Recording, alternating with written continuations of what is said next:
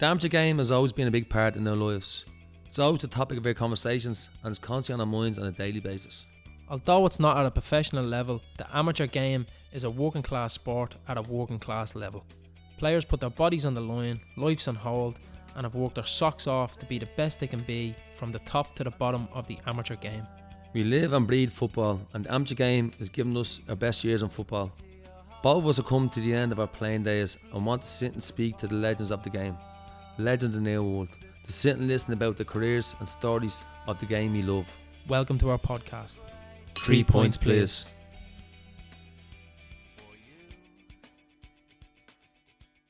Okay, today we have a man that is probably the longest serving manager in, I'm not going to say Leinster Senior League, could be though, but definitely in the top flight in Senior Sunday. Done great things over the years in his own career with Bangor and is still doing great things. Manager for over 15 years now with Bangor. And that is John Scott. Welcome, John. Thanks, Welcome, John. Thanks for having me. So, how you Simple, wasn't it? That's quite easy. No, that wasn't even practice. You got that in while he was doing stretches. So, how's the season going for you, John? So far it's going okay. We're mid-table at the minute. Now, the league is a bit mad this year, where I think Crumlin might sit 5th, and who's bottom? Liffey's, I think, could be bottom. And there's only 5 points between 5th and bottom. Yeah, only 5 points. Yeah, it's crazy league. So this year, yeah. It's always a little bit of a mad league anyway. Yeah. But this year especially, isn't it? No one's really grabbed the league by the horns. No. Kilbarry kicked on for a while, did he? Yeah. They drew last night with Francis. They've got a few draws now, haven't they? There's been loads of draws. Yeah. Loads of draws. So there's nobody really pulling away. Lucan, I think, at top. Mocked then. Mocked maybe, yeah. And Kilbarrick, I think, could be third.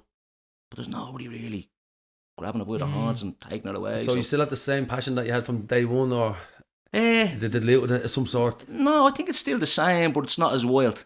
Right. It's not as wild. So I was a little bit kind of wilder in my younger managerial career and getting involved in everything. Yeah. Referees, every kick.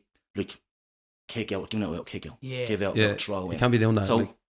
that's mellowed out. But it's just, it's in your nature, isn't it? Your Yeah. footballer is probably still in Yeah, it, isn't exactly. it? Particularly in an early stage. Well, you were early doors, weren't you? Taking over. Taking over Sunday side, I was 27. Yeah. 27, yeah. And taking over were Sunday the side, yeah. top league Senior Sunday then? Senior Sunday, yeah. First year, I think we came second. Was that- Second year we won it. Was that down to kind of an injury, or was it kind of you pushed Yeah, into it was it? down to an injury. I was 23 and I had an accident in work.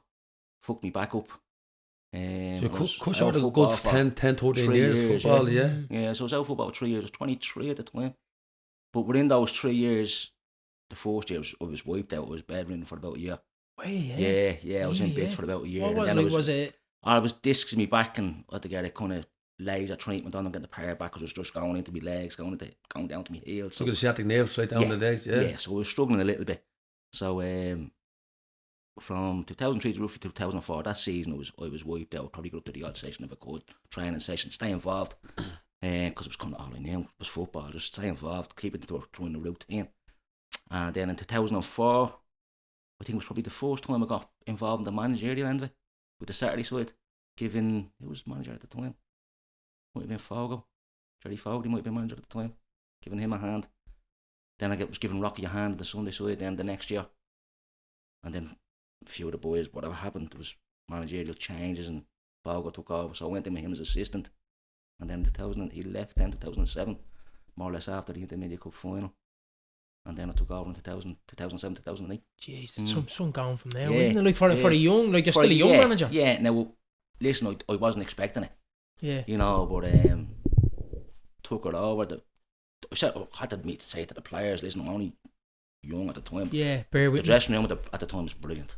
A lot of big characters back then in Bangor. Yeah. Footballers, characters, you know, they're brilliant. You know, so the transition as a 27-year-old going in, I'm not saying it was easy, but the players helped immensely, as well as the committee as well, of course. But you probably would have went in with a lot of experienced players there, would you? Yeah, like there, so they were. Now they would have been young as well, but they would have been experienced within the league, so they would have, or within the club, they would have been senior players for 3, 4, 5 years.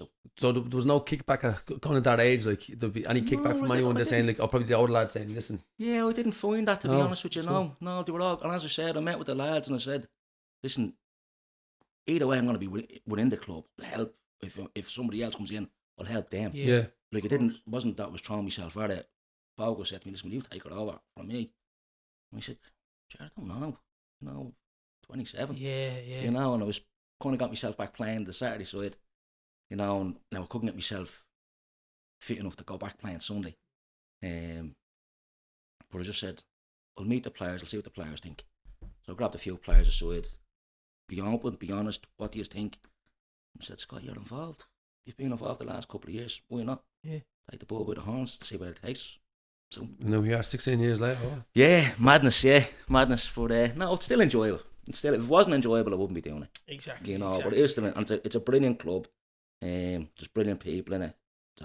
From when I first got to the club to now, there's still brilliant people. Yeah, well established club as well, aren't you? Yeah, I'm a bit odd in that I fall in love with the people first, and then you get drawn into it. It then. So, of course. But then no, it's going okay. It's going alright. You know. So a lot of managers though would have kind of after a few years saying, listen, of the commitments to work, commitments to family, and stuff like that. So yeah, I get all that. Kind of been that young, you kind of still had the drive for it. Yeah. So that kind of helped you over the years, I'd say, because yeah. a little bit older going into that. I think you kind of say, really, listen, I've had my share. I've done the dirty work in football. I think I'll just step away now. Yeah, exactly. And I thought I probably should be only starting managing now. Yeah. You know, because I'm 44 and 2 months on next month or whatever. So. Just for men in the hair, is it? Yeah, like that. Yeah. Still have it there. But like, still though, because you're always you need a fulfillment there with your injury, and you're not quite able to play anymore, and then you get the opportunity to go in. Like, so so that's how I think you can give your if you are still playing, you'd have been given your full commitment. Yeah, exactly. And now that you're managing, you can still I think what helped as well, Jason, the missus with the missus a long time, like playing loyal dog. I stick to fucking everything. Banger on the wife. There's more 3 teams, including your Cherry Orchard. 35s. Yeah, so it's 3 teams your whole career. Yeah, more or less, yeah.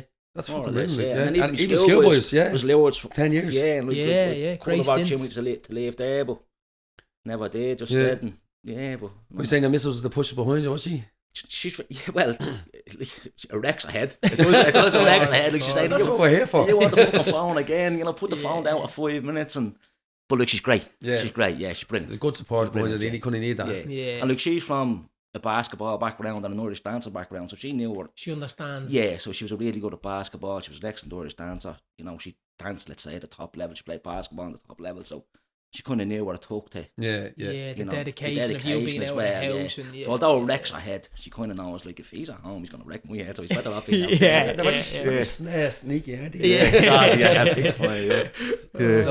So we'll take it back then to the schoolboys. And we grew up in Crumlin, was it? Grew up in Crumlin, yeah, Ratcham Road in Crumlin. It's kind of transport club, I say, I don't spare us there, and I'm in the middle, so it was a lovely, great area, brilliant area growing up. Now it was mad. It was like, you walk out of your house, you go left, you're going to the park, you go right, you're going down to the barn, so you're either going to play football that way, you're going down to score drugs. Yeah, you're going to mess or play ball. Yeah, it was a mad area, but a lovely area at the same time. Again, like, you could have went either way yourself. Yeah, like, I'm not saying to grow your background or whatever, but you could have easily went left or right. Yeah, of course. And again, it probably comes down to your mum and dad, with a huge amount of respect to your mum and dad. And, you know, we never wanted to let them down, because, again, my dad's work ethic was unbelievable. Like, he'd be out working all the time just to provide for us. Yeah. And then my ma's working all the time at home, trying to keep 4 kids, and eventually another 4, a late arrival, then a 5th kid, happy and dressed and fed and water and everything. So we all had huge respect for them. So we never went right, we always went left, you know, up to the bar. We were all like that as kids, in all fairness, but it was good, great upbringing, yeah. So you got involved in the Lords then, was it? In Lords, yeah. So my dad always went to Mass on a Sunday. Had to go to Mass on a Sunday. Now my dad was young. So, when I was, let's say, 6 or 7, my dad would have been 28 or 29. You know, we had to go to Mass. Yeah. Had to go to Mass. You dragged along, were you? We were all dragged along, yeah. So we went to Mass up in Bernadette Church in Clogger Road, and the priest is bleeding, saying his thing or whatever, and next of all he says, there's trials for Lords in Sundrive Park. My dad looked at us watching, and he goes, this Mass is now for 30 minutes. Right, Jay, let's go. My dad called me, Jay, let's go. So, what? You're going down, we're getting your pair of runners on, you're going to the park. So, and I remember that day, because it was only me and him in the church at the time, and I remember it as clear as day. Do you know what? Sorry, I think everybody remembers their first time going. Do you I do. I remember my first time my dad bringing me to football. Like, isn't it unbelievable that you can think back? Yeah, you can think back. You probably can't think back like a first school day or No, whatever, something like that. But when it comes to football, with us, that's it, isn't it? That's it. Yeah, you can always remember that. So we went home, got the runners on. My man goes, "What are you doing back on my so early?" Just trials on up in the park. John's going up to play. Okay, yeah, fair enough. So I stuck the runners on, stuck a pair of shorts on, t-shirt, off the park he went. And I was a year younger.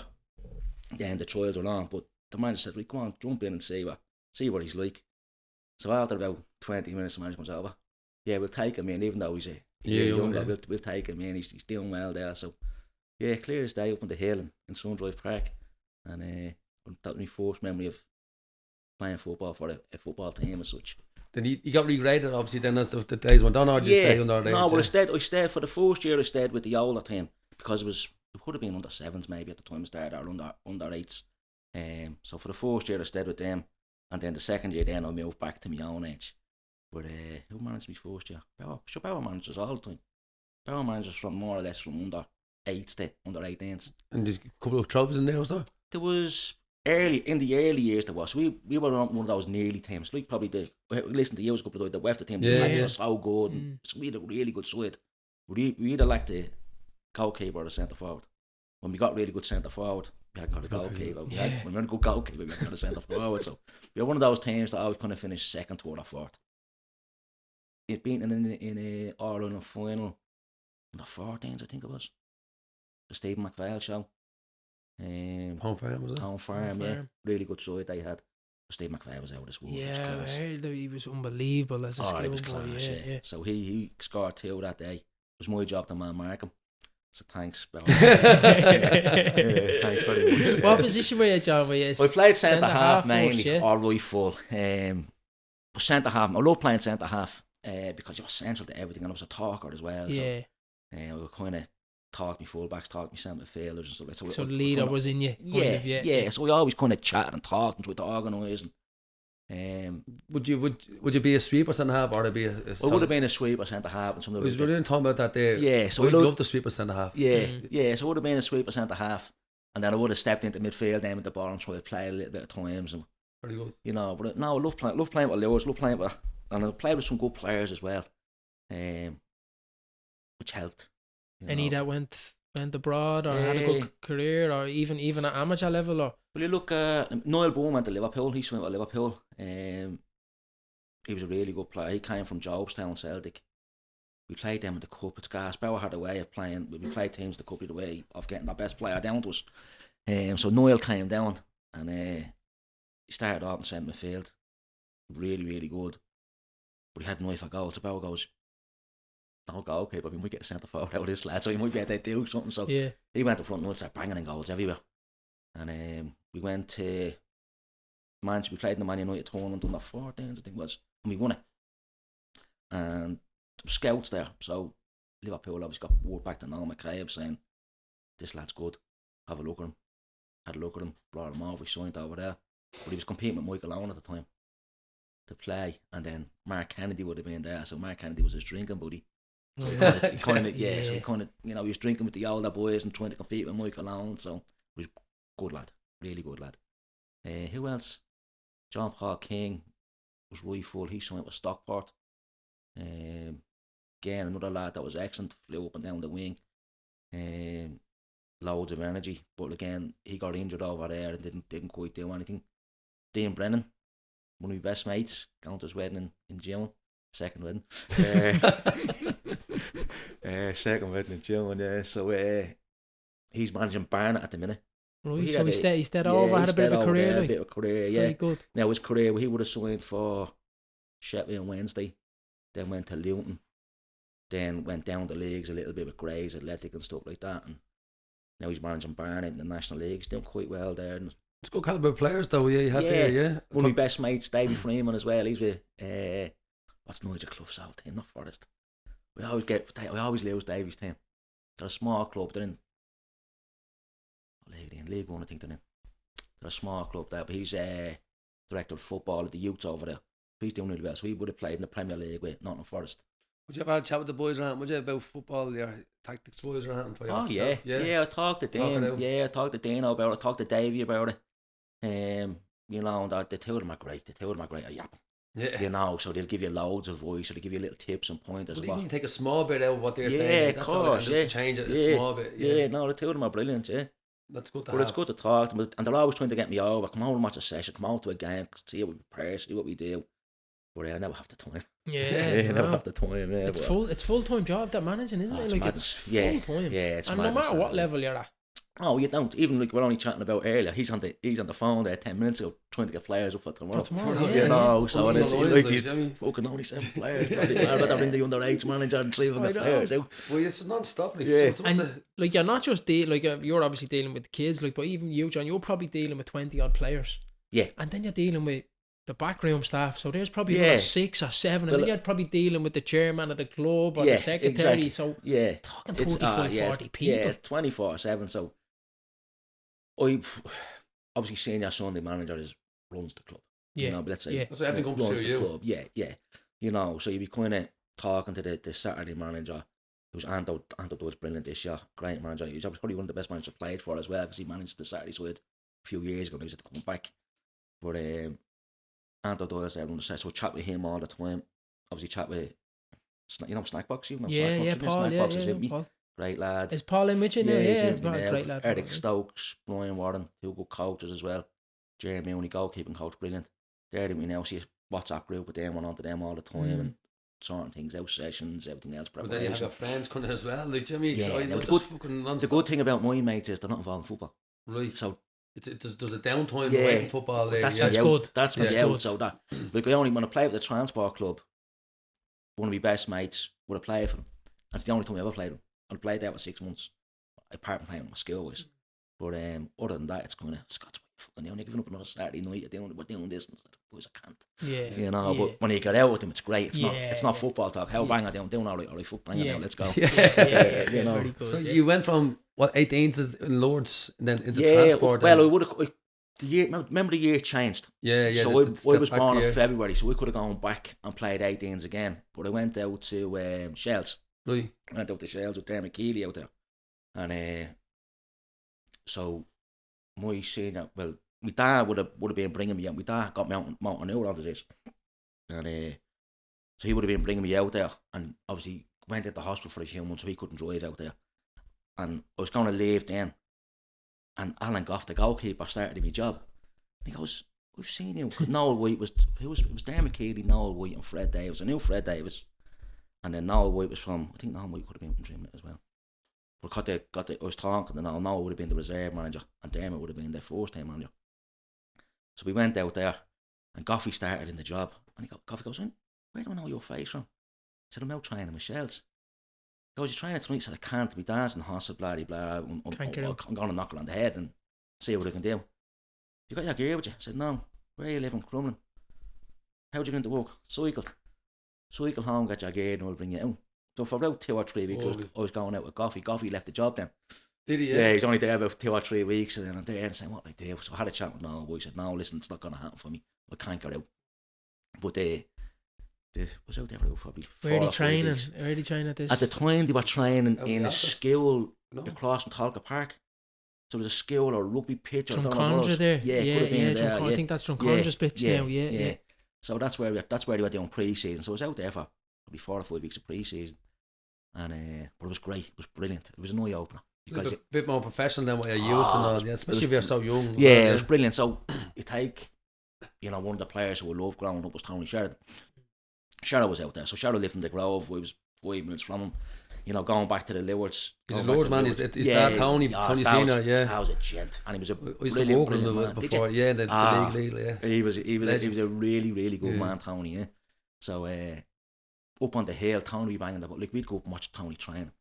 Before Tony went to Coventry, we'd be up on the hill. A couple of the boys would go up, and he'd be banging balls in the air in the centre circle, and he'd be taking it down, banging it up again, taking it down. Magic, like that. Like that. So Tony go off and do whatever, and then we'd go in the centre circle, see if you could do it. You're bleeding all over the pitch. Ball end of the Yeah, all corner over the flag, pitch. It's only their running session. Oh, stop. And then the two of us would say, "Look, you bang the ball up and I'll try and play and take it down. Bang the ball up, you go on here, go on here." There you go. There's something to look up to though, isn't it? Something Oh. and you push yourself though. Yeah, If you he tried that, would, I'll yeah. try Well, that, Tony you being know? a few years older than you, Tony's probably, obviously.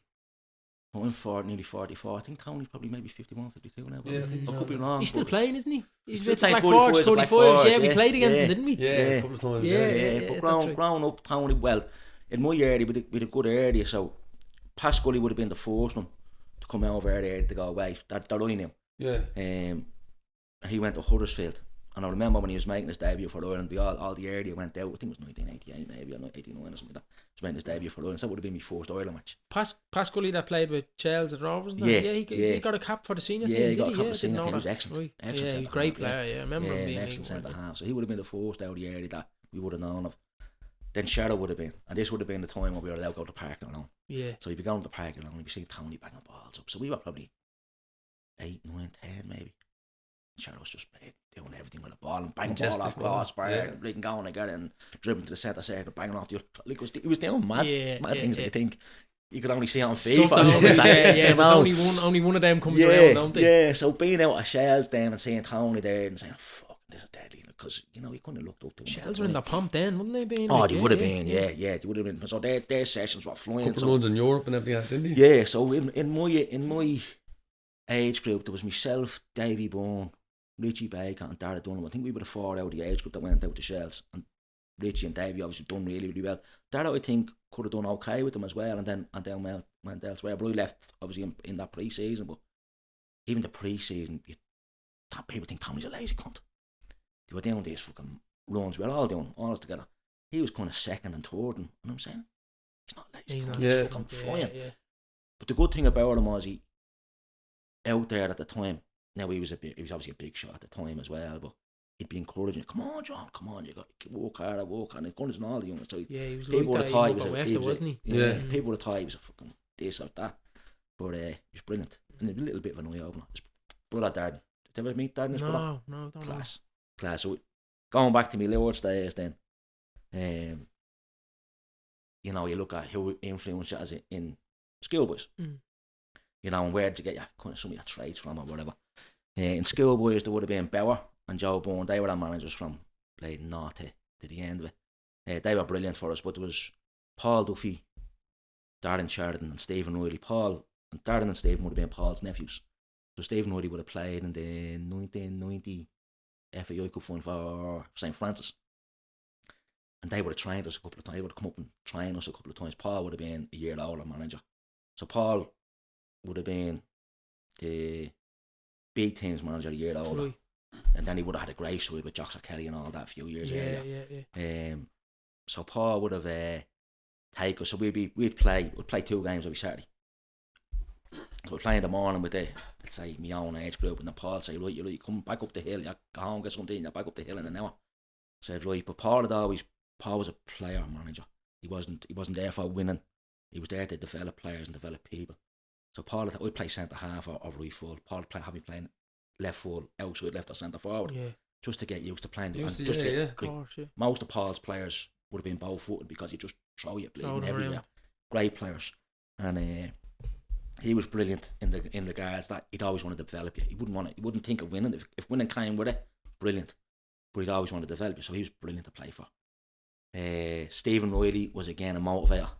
So again, he'd do again pre-season. It was old school, so it was doggies. It was fucking running.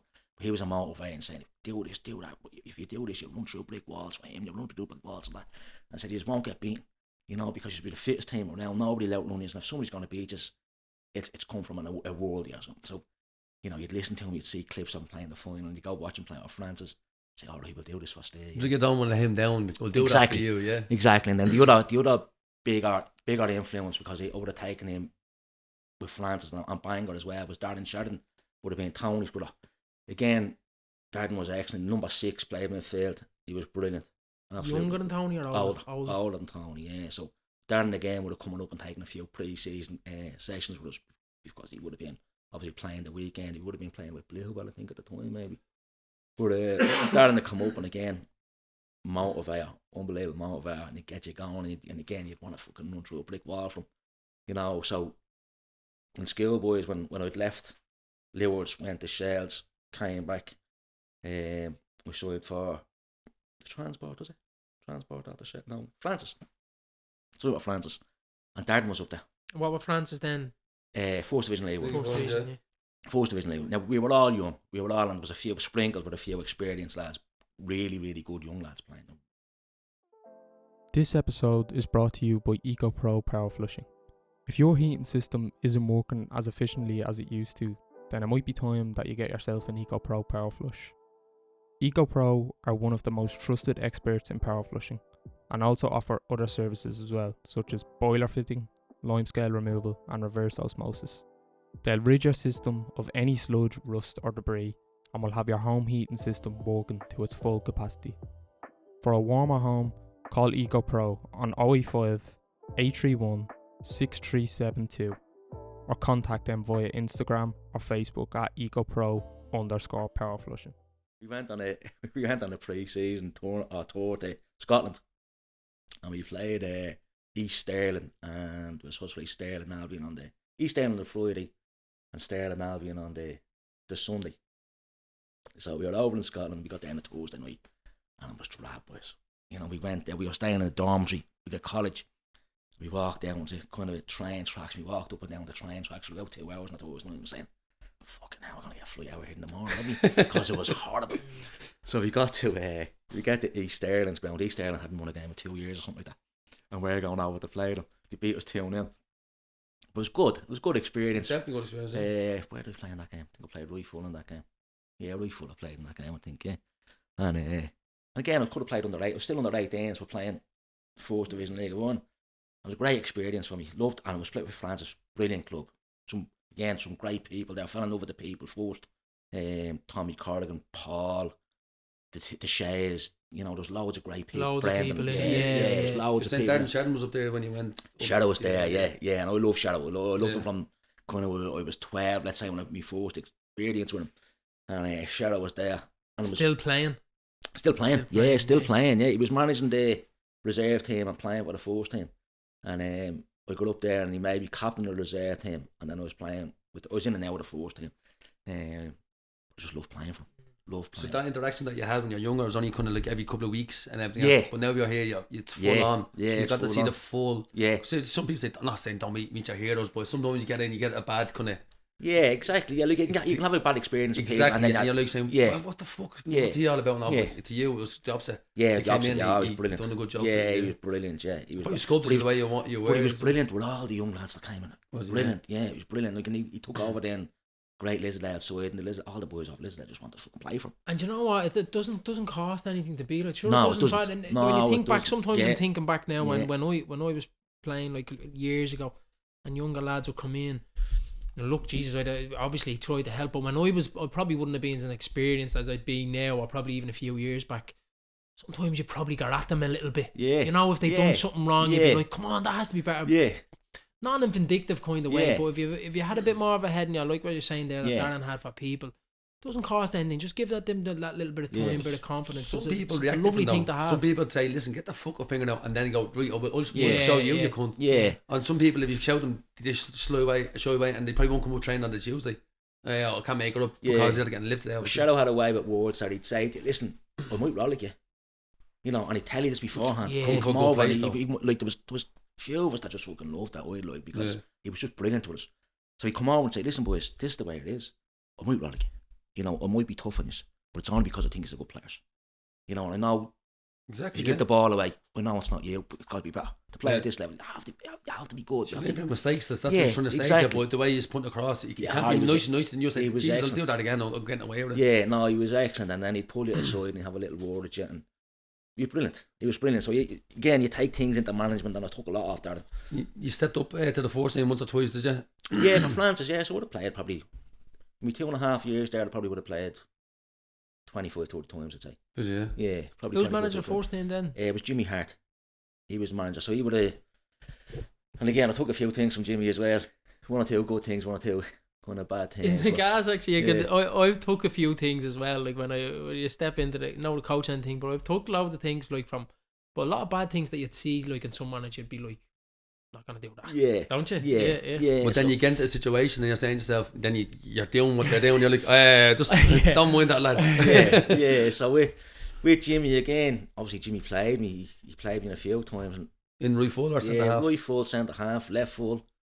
And then I had a small little bit of pace. So when I say a small little bit of pace at the time, he played me outside right and outside left as well. So where that came from, I don't know. Would your walk rate more than that else on the right, or would it be, were you walking dog it back like, or were you? Yeah, it would have been. Well, yeah. So at the time, we were getting beaten nearly every week. And you'd pull out a good result every now and again because we were all young, inexperienced. And another good lad there was Gary O'Sullivan, centre midfield, and he would have been centre midfield with Sharrow.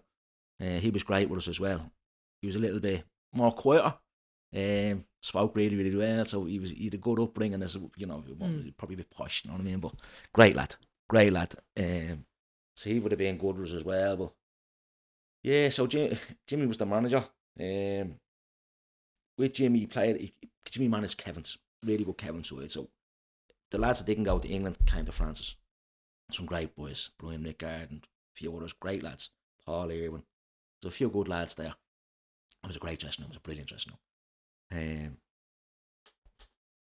And Jimmy would have been good manager, he was a good coach, but he probably wouldn't tell you the truth all the time. That's one way of putting it. You know, but he probably might say you're playing, and next of all you're not playing. You're coming on, and then you're not coming on and stuff like that. And that annoyed me a little bit. Yeah, I don't like that myself. That annoyed me a little bit. And but he probably didn't do it with everybody. You know, he probably just testing you.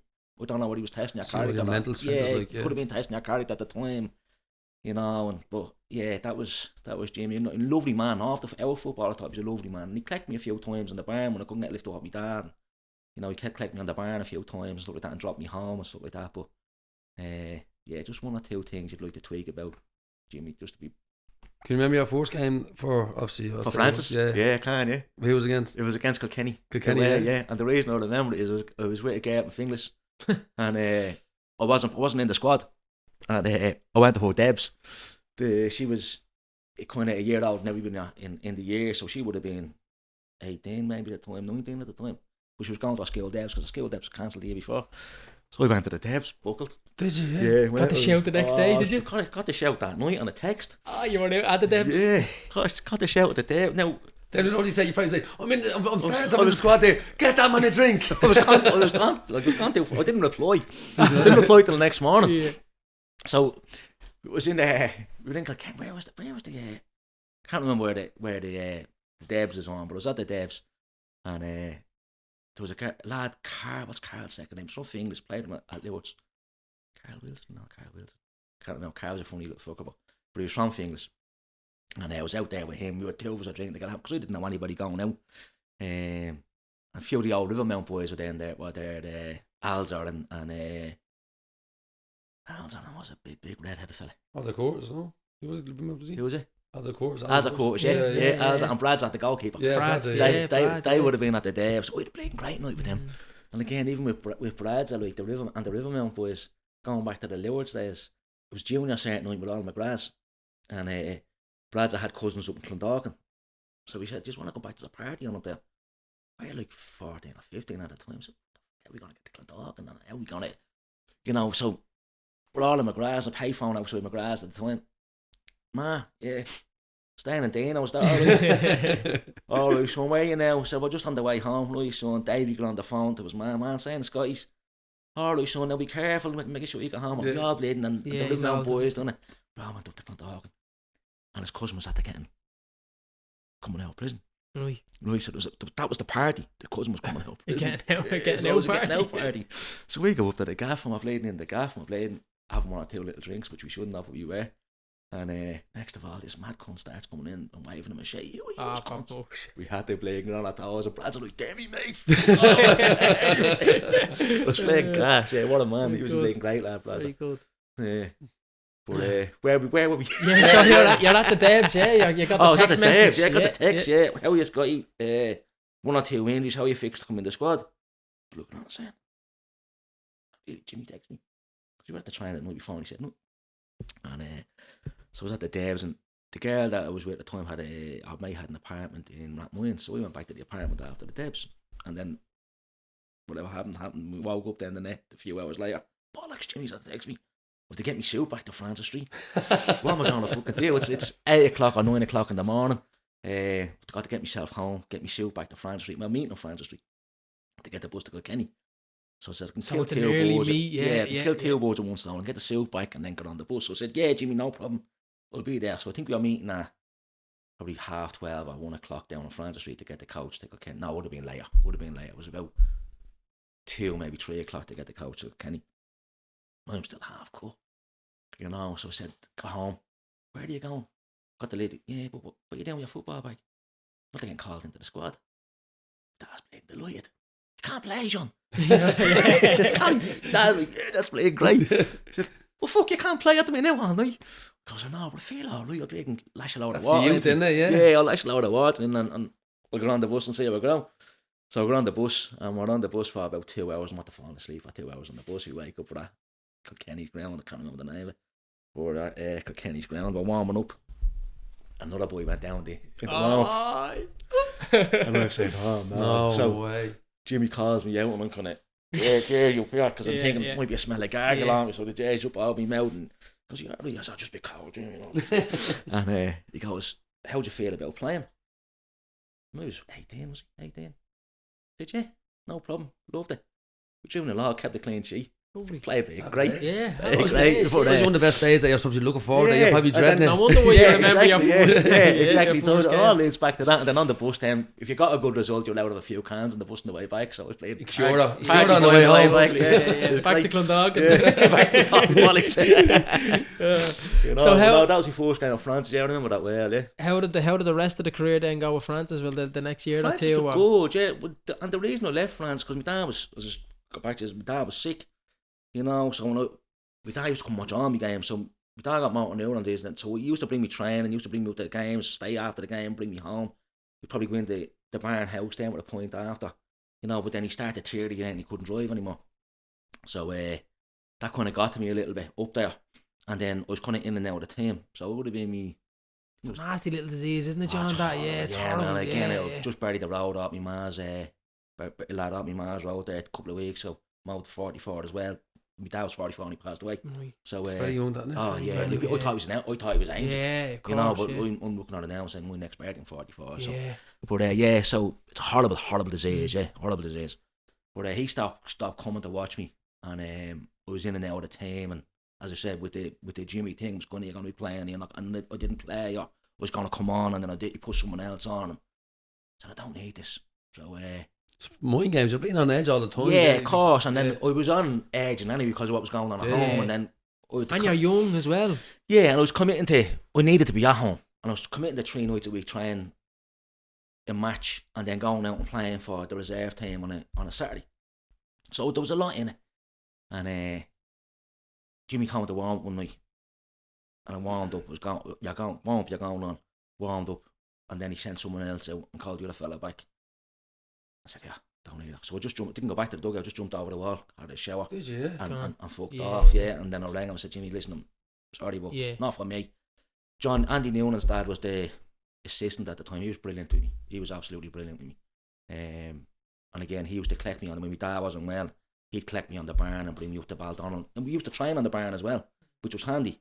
But he'd collect me and bring me up and then bring me home. Or, you know, sometimes I'd cycle up and you know, because you were that dedicated to football that you didn't want to miss training because you dididn't want to be over squad. Or, yeah, of course. You know, it's the same thing now, isn't it? Like you wouldn't miss it. Yeah, exactly. You know, so but that was a bit of a kick in the teeth that night and that game. And I could always, we were playing, I think it was Limerick, we were playing at the time. And the air rifle went down injured, and go out and get warmed up, and he went back on. So I was warming up, and he goes, just stay warm, just in case you're not right. I said, all right, and then he sent another lad out, same right full, and I said, this is not good, and then he put him on, called him back and put him on, and so I just jumped the ball and went. Yeah. But the people up there were brilliant. Did you have to wait for a lift home, or did you make your own way home? No, the funny thing about that is that night, my uncle was up watching, never kind of watched me up there, and I said, what are you doing? He goes, I'm going to head home. I said, right, I'll drop you down. So he dropped me down. Happy days, because Yeah. nothing worse than the being sitting around there saying, No, At the bus stop in the rain. But I was never going back. I You was made your gone. decision. I would have Yeah. walked home. You know, Yeah. I got a taxi, I got a bus, even though there was nothing around Baldonnel at the time. You know, Yeah. but I would have made me well, because Yeah. the head was gone then. You know, I said, nah, this is not for me. So- But it's a brilliant club. With the people. Yeah, you had a great fucking time at it, Oh, yeah. brilliant. And So- again, as I said earlier on, we fall in love with the people in clubs and the old school people up there. Even Martin Stafford was the groundsman, and he used to get cans in the fridge to go to the ground, and he probably got a dropsy as well. Yeah. He had the place immaculate, but he was brilliant, a gentleman. You know, but it was great. Mentioned it before. It's them sort of people that make the it's- club, isn't it? We're only It's talking like earlier about about these Monty two and boys. Monty and Larry, yeah. That's what makes clubs. Yeah. It's lads like that make clubs, you know. You ever remember Monty's bleeding shout? Oh no! You hear the fucking echoing through the whole corner and all that. Oh jeez, you hear Great man, you yeah. hear him before you see him now, but Yeah. he's Yeah. fucking legend he was. Yeah, so that was me Francis days. Sherrow had left before that as well, so he'd left before that, because I think he might have had, well, I don't know, but I think he might have had a run in with Jimmy as well, and he'd left. You know, so again, that what was happening with myself and then Sherrow going as well was kind of like, yeah, I've had enough. I'm out of here. You know? So did you give up football to go to transport? Was it, or who Well, did I'd you go to? initially given up, I said, because it was halfway through the season more or less. So So probably fucking you couldn't sign for anyone, could you? well, No? I could, yeah, Could you? I could still sign for someone, but I'd nobody in mind, and I'm not saying I didn't want to go to the transport club. I didn't think it was too good to go to the transport club, because it was football, you know. But the transport club for me, growing up, was all the lads, and they had a great side, they had a brilliant side, but was then all on the piss then after. And I like to have a drink, but I wasn't one of those that go on the piss all the time, because I like my football. I like to try and stay a little bit dedicated to it. So I said, if I go up there, I know I'm just going to fall into the drinking sessions. Which I did. Because my mates... Sounds like his Yeah, man. you know, because my mates Any were up games? there. And at the time, I think Sherrow might have left at the same time as me, or similar, and I don't think Sherrow was involved at the time with anybody, or was he at Bangor at the time? He might have been at Bangor at the time. But because of what I was going through at home, I never thought to pick up the phone and say, Sherrow, where are they? You know, so, I went up to the transport club. It was brilliant 6 months. It was great. I really, really enjoyed it. We won the Liddy Cup, but got relegated as well at the same time. AOL. Yeah, we won. You're saying that was when it was fucking. Only talking about it earlier on. Yeah. Yeah, so, and again, I remember my first game at the transport club. I was telling you earlier on, I was against No, Port none of Mark. that. You're a bit old for Debs now, right? Yeah, well, I would have been. What age was then? 20. So my first game at the transport club was out in Port Mark. Did a great side. There was Barry Flynn, Keith Brown, Dougie Dolan. There was another midfield. We played centre midfield for the transport club, and then the centre forward it wasn't Ivor. What was his name? I can't remember his name. He was they were all junior internationals. They beat us 4-1, but I don't really. And Joe Cully actually signed to me. He was a centre forward, and he was at Francis as well, so he was hanging around a bit at the time. And he signed me the two. I said, "We go to the transport club," because he kind of left at the same, Francis at the same, because he was kind of getting the same vibes as well. And so we went up to the transport club, and again, you know, you fall into the place. It's a great, as I said, a group in the air. It's a great area, great people there. It's not too far from Lords either. Sure, it's Straight not. across Straight the across the road. road. Yeah, Yeah. it's across. Did you have the a road. bar up there? Yeah. Clubhouse. Yeah, Good place. yeah, Yeah, but you're Yeah, playing we're there now, playing Johnny. there You're now. playing there Bangor now. playing there now. It's a Are great setup. transport still? No, they're gone. They're gone. Gone, So, yeah. so who owns that now? That Well, the ground itself is owned by Sip2, and then the actual bar is owned by. I'm right in saying this. The bar is owned by the members, but the ground is owned by Sip2. I think that's the way. Oh, that's right, the and way it works, the members basically just keep it going and tick it over. Yeah, and- exactly. Yeah, exactly. Yeah. And they're all local, so they're all great people. So yeah, we went up to the transport club. 6 months up there, we won the Liddy Cup. My first game against Port Marnock, out in Port Marnock, and the fun. It's great because me and Joey signed from Francis, and the transport club boys are saying, "How the fuck are these two signing from League of Ireland to play with the transport club?" Yeah. So there was murder after the match, right? Murder. Because back then and in our time, when players dropped out of League of Ireland, they never came down to AOL like Premier A or anything. They always went to senior Sunday or intermediate, but Yeah, it I was think never the even a big thing really. Well, one of the biggest clubs at the time would have been Bluebell, and they had a lot of ex-League of Yeah. Ireland players in it and stuff like that. And it might have been Tolka, might have been one of them. Glenmore doing drummer Payne. So they would have been Paying? Yeah, they were paying. Back Back then, then, yeah, geez, 22 years and it's ago. only kicking up now about people paying. Yeah, well, they would have been paying then, yeah. There's the question there for you, John. What do you think of that now in intermediate football? It doesn't bother me. Doesn't it? No, it doesn't bother other clubs or other teams. As a manager, I don't get paid. Yeah. And within the club, we don't pay anybody. Yeah. But each their own. You have to run your club wherever you see fit. Do we agree with it? Probably not, because it's junior football. But do you know what's going to happen though? Most teams that happens, that they pump the money, pull the plug, bang, gone. Yeah, well, you look, it happens like the likes of Mount Marion and things like that. Yeah. You look at Sport Fig all alone in the League of Ireland, they done the same thing, pump the money, pull the plug, gone. Yeah, Eden Derry the same. They were paying big a couple of years ago, and then now put the money out, and then they're gone. Yeah. There's loads of clubs like that. Glenmore done same thing. Loads of money in and gone now. But I don't know what you get out of it. Yeah.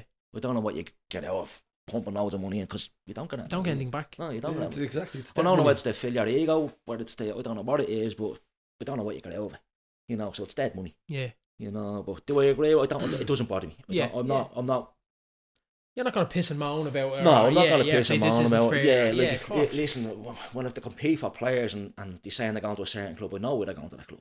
You know, so. That's where I have the disagreement in it. Yeah. Like, I remember when we were at Crumlin, and there was two or three players ready to sign on the dot. Yeah. And like I think one or two of them actually signed. Yeah, probably. And then when I think it might have been Bluebell or whoever it was, all of a sudden within like 3 or 4 hours. Listen, mate, I'm sorry, I'm signing over here. Yeah. So what? Or Moctus or wherever it was. So do you know what I mean? What you're getting here? We'll have to edit that. Sorry, Blind. So what you get? What started off was I was trying to sign a lad off. Who did he play for at the time? Tolka Rovers, was it? And he was leaving. Was it Tolka? It was one of the Northside teams. He was leaving, and he signed for a team very close. It was not Grumman, but a team very close. And then, you know, I thought you're coming over, blah blah blah. And now they said they're going to pay me expenses. Expenses? The toll bridge money. Toll bridge money. Was it? They're going to pay me toll bridge money, and they're going to give me something towards me petrol. I said, where are you living? Blanchardstown. So that's 10 minutes. Handy score a week. Yeah, exactly. Yeah. So it probably wasn't big money, but that's what in the earlier days, that's what you started competing with. I said, well, look, you're gonna come here, you're gonna pay a €10 subs, and you and then you play, you're trying hard, you play, and blah blah. You know, but literally, you probably don't want people down your squad if that's how easy that. If they're motivated that way. Yeah, well, that's another thing. Yeah, like. If you look at, the team that are top of the league, and I won't name what the top of the league is in the Senior Sunday, so it doesn't just give the date out. What date is it? So people look back at it. But they've got lads sitting on the bench that won't play football, but they're picking up probably handy money. Yeah. And then you're saying to lads, like, how do you value your football? Because it's a short career. Of course. So do you value it because you're getting 50 quid a week, or do you value it playing and loving it and being a part of it? Is it an ego thing when you go to the pub, say, listen, I'm getting a few quid off Luke and all that? Yeah, but you're sitting on the bench. But is it an ego thing to feed their own egos? Or as you said, it's a short career. You want to win as many trophies as you if you can, or play at the highest level. Yeah. Or they probably think they're playing the highest level, but getting 20 minutes a week. Yeah, exactly. And listen, you must as well try your fucking hat and then go play the PlayStation. Yeah, exactly. And that would be me gripe at the players, wouldn't be me gripe at the clubs. It's the clubs have to have at their disposal. Yeah, exactly. Walk away, like, so it's not exactly. But lads should be looking at it and saying, 21, 22, whatever age you are, I'm probably going to play for another 10 years. What do I want to achieve?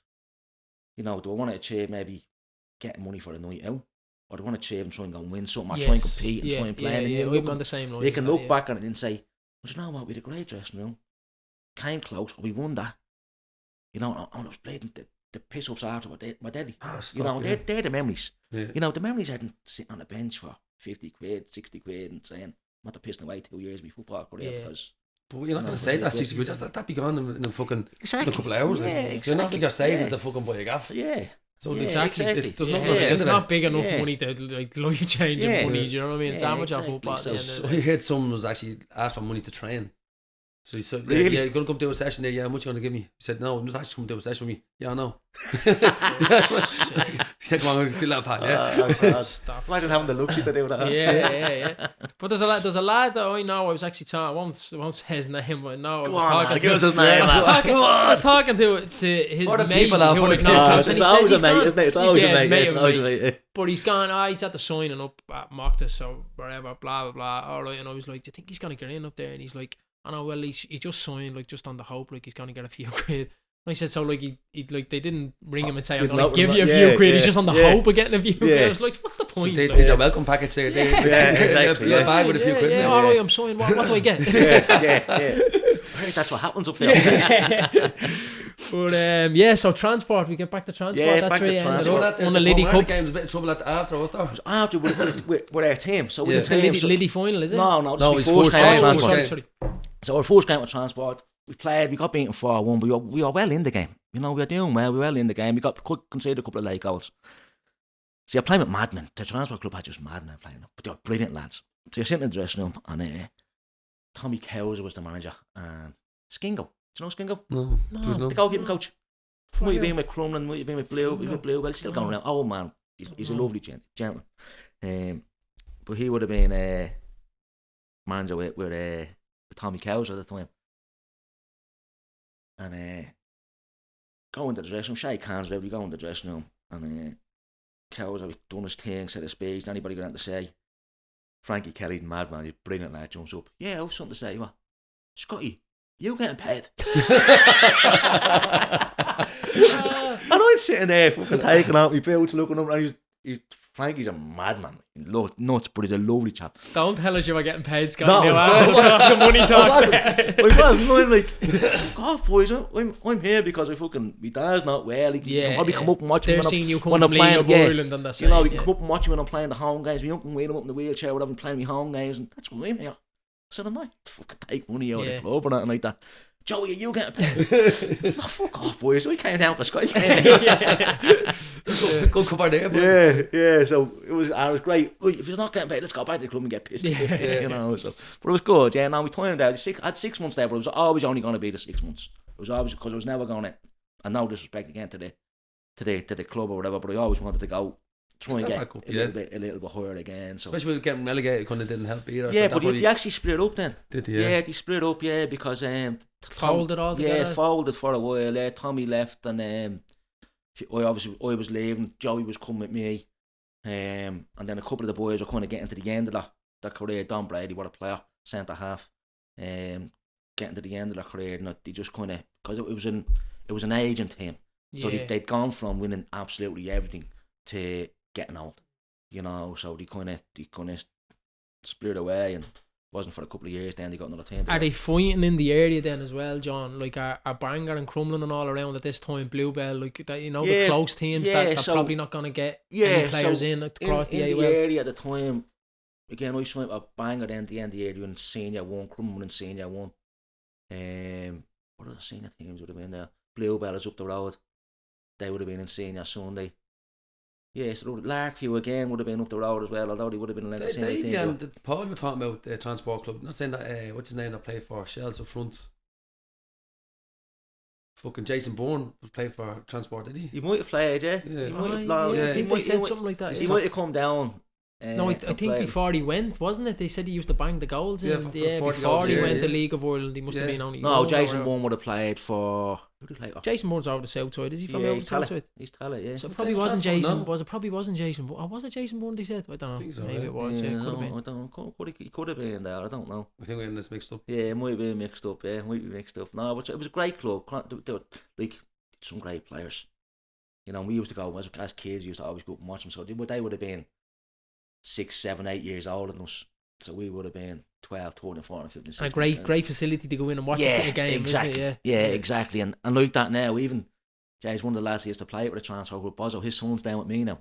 Right. Very good. He's signed with Brian 19 to us, and his nephew Troy's down with us as well. So, you know, we're trying to get the young players around the area back into it as well. So. That's what it should be, though. Yeah. I think a team should be at least about 85% and 90% local lads. Be great, yeah. From your own age. I know you can try and bring the best players in and all that, but Like they'll have more passion for the club than anything else. Well, you look at it out there, probably the lads out there are probably more or less with fingers, are they? They come up Everyone, from under 19s together, more or less. Yeah, they're all majority of them. mates, Yeah. So remember, I came in, I was kind of in limbo, not whatever. I came back, started playing them, and it was just for a little bit of experience. You had them 1 or 2 leagues, and then they just fucking start kicking on. Then, Jim, like, it was me, 100%. No, but that's what they couldn't need, though, because they go from 19s into fucking senior football. They're getting bullied. Yeah, it's tough. Not only kids, tough, like, it was me, but I just don't say that.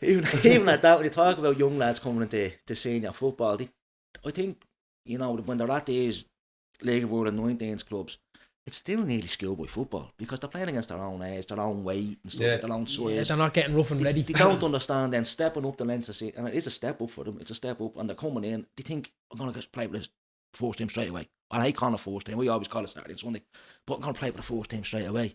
It's not like that because there's probably 20 lads within the club that were in your position 3 or 4 years ago, you know, and they've in your stripes, gained their experience. Yeah, exactly. So, you know, some of them have to be brought back down a step, and then someone who's grabbed the ball by the horns and get at it. Kick on. Yeah, you get a lot of them throwing the towel in early, don't you? And say, listen, go somewhere else. Yeah, a lot of the young lads now are soft as shite.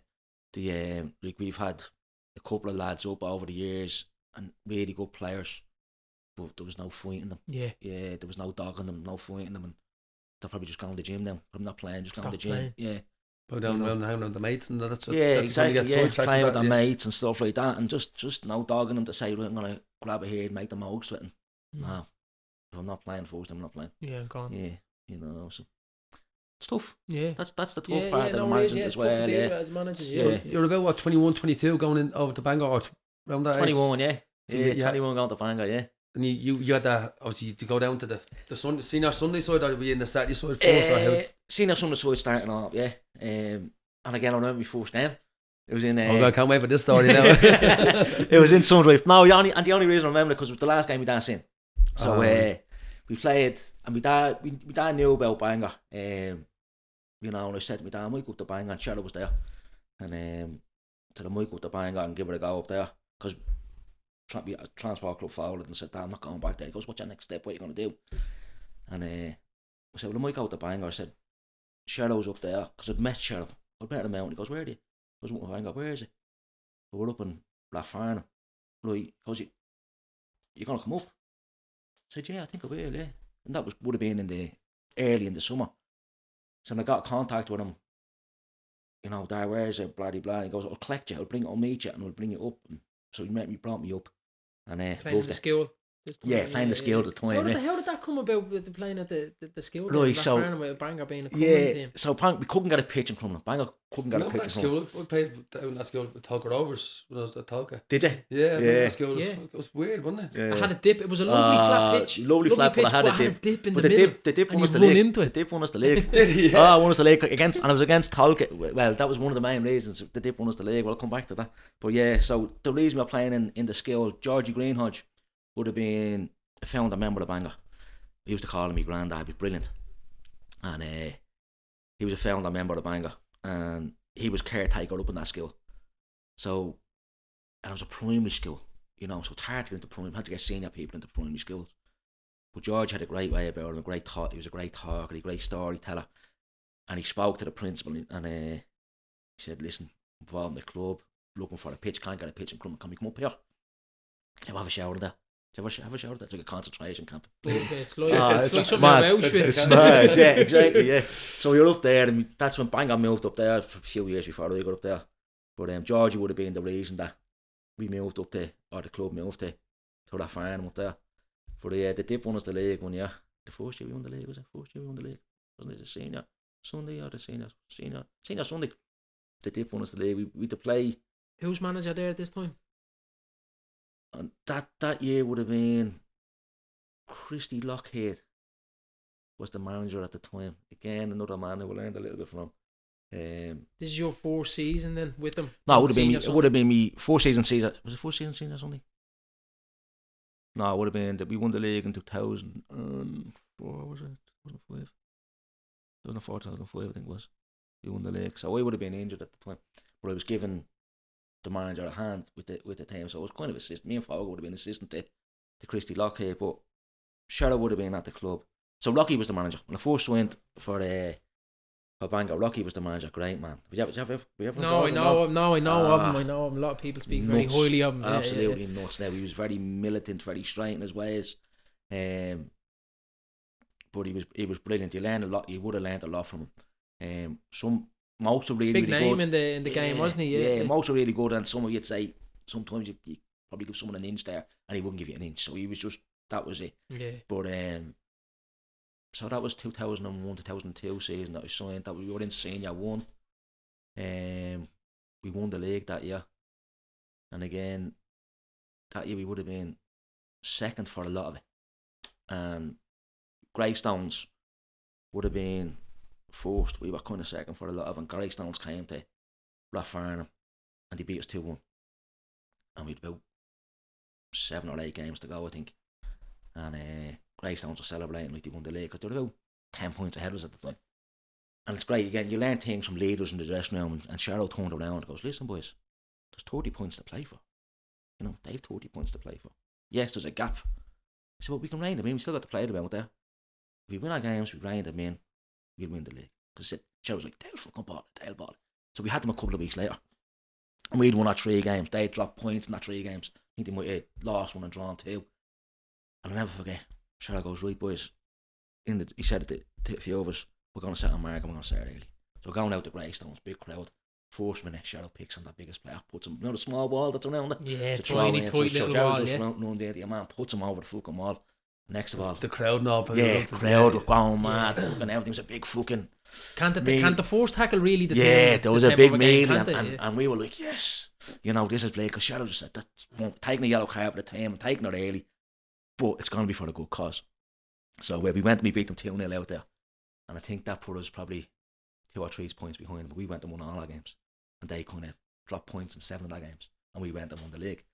But the Leinster Senior League deal was there, and we were all going out, winning the league. There was a few of us going out, and the Greystones boys were there, and they were singing in our dressing room, you know, Champions nearly. That What, they won the yeah? league. Oh yeah, yeah, it was mad. It was because we wanted, Lucky had to close the door and say, "I can go into the show," because you would have battered them, you know, because they were taking the piss, like, you know, and yes, we went out there, so we kind of started rubbing it in out with the thing out there. We were collecting the trophy and all that, but that was a good experience with Cheryl kind of setting a marker for us, and you know, so again, small things you take, and as I said, I'll probably refer to Cheryl a lot in this already, but I take a lot from him. It sounds like you have him in the He's probably done a lot for you, without even knowing. Yeah, without even managing wise, playing even wise. just collecting me. Even just collect me to bring me training when we dad we couldn't, you know. And it obviously started off from that time when you were younger. younger. When we were younger. In the park, So how did the Dip win you the league?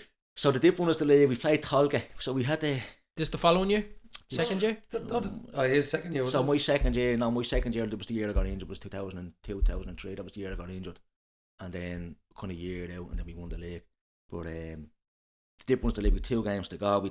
And again, the league had a great way of the teams that were up the top, and nearly always played them in the last couple of games. It's nearly like a playoff, isn't it? They always do. Yeah, so there was ourselves, Crumlin, Tolga, and Wayside, I think it was, going for the league, and might have been at the time. And we needed to win our 2 games to win the league. I think Wayside, if we won our 2 games, we won the league. So we were favourites. So we Tolga in the last game, we were winning 1-0. Last minute, balls played over the top for Tolga. We had a man sent off in the game. We got caught high up the pitch, and the Dip's about 12 yards into the half. Centre forwards played in. I think the boys tried to play offside. Got caught centre forward. I don't know who the centre forward was at the time. Can't remember. Was it Chucky? Was Chucky left full? Was he? Chucky left full, yeah. Well, he scored an OG that day. That's what I was going to say. Yeah, he was left full. He scored an OG. I've heard this story. Yeah. I think from the Tolga lads when he signed him. Do you know what I mean? From there back was a then. huge crowd at the game, right? The ball's played over the top, and everybody's like that, looking at the ball, and then you see the centre forward running in. Our keeper's kind of running out, and the fucking centre forward falls in the Dip. Stop. And everybody just got celebrating the scoring the goal. Yeah, so we beat Tolga 1-0, and then we went on the last game to beat Crumlin 3-1. So a draw would have done Tolga there, would it? Or would have helped if we had a draw, it would have helped Tolga, and it would have helped Crumlin. You know, so we went in the game. I think we went in the game against Crumlin, only draw the game. We went to beat them 3-1 to win the league. I think that's the way it worked out. But we knew we were guaranteed if we won the last 2 games. But yeah, the dip, we fucking celebrated the dip that night. And again, when we getting our celebrations, the dip. yeah. Another one, you're filling the cup up, whatever. Yeah, just want a dip. Yeah, you know, on your lid. Very cool. So yeah, it was great. Yeah, the dip won us the league. Who's in the squad there for the Bangor? For the Bangor the first year, again, it's a strange one because Rocky had left the year before. Shadow and Limo took over, and I was like, happy days. So I was going in, I was giving them a little bit of a hand as well. And there was a rule in the club at the time which is since gone, and it was, if you don't pay your subs 3 weeks on the trot, you know, you can't play. So I think we had 2 boys that hadn't played for 2 weeks, and on the 3rd week they didn't pay again. Again. So the committee was saying, them 2 boys can't play. And the squad was a little bit depleted at the time, but we need them. It's the fucking rule, that's what they signed up for, you know, it's the rule. So there was a bit of a row between Liam, Shadow and the committee, and the 2 boys then had left because of that. Now I'm nearly sure it was because of that. And probably rightly so or whatever, you know. Yeah, so probably escalated and exactly. Yeah. So and then, you know, the club were a little bit limbo, and Fogo should have taken it over and he didn't. He should have taken it over, but he didn't. Me and Fogo were managing the Saturday side at the time. So we got a man in called Christy Lockhead, and that year, kind of half of the squad that was there came in with Liam and Cheryl. So when Liam and Cheryl left, half the squad left. You know, so we promoted all the young lads from the Saturday side into the Sunday side, which was brilliant. Because nobody in the league knew them. They were full of legs, full of energy. Really good football. Laird won, I think. Might have played. There was a young lad called Davy Freeman. 2 of them were centre field. Is Laird still playing for you? Laird's still playing, yeah. He's still playing. I think Laird's 39 now.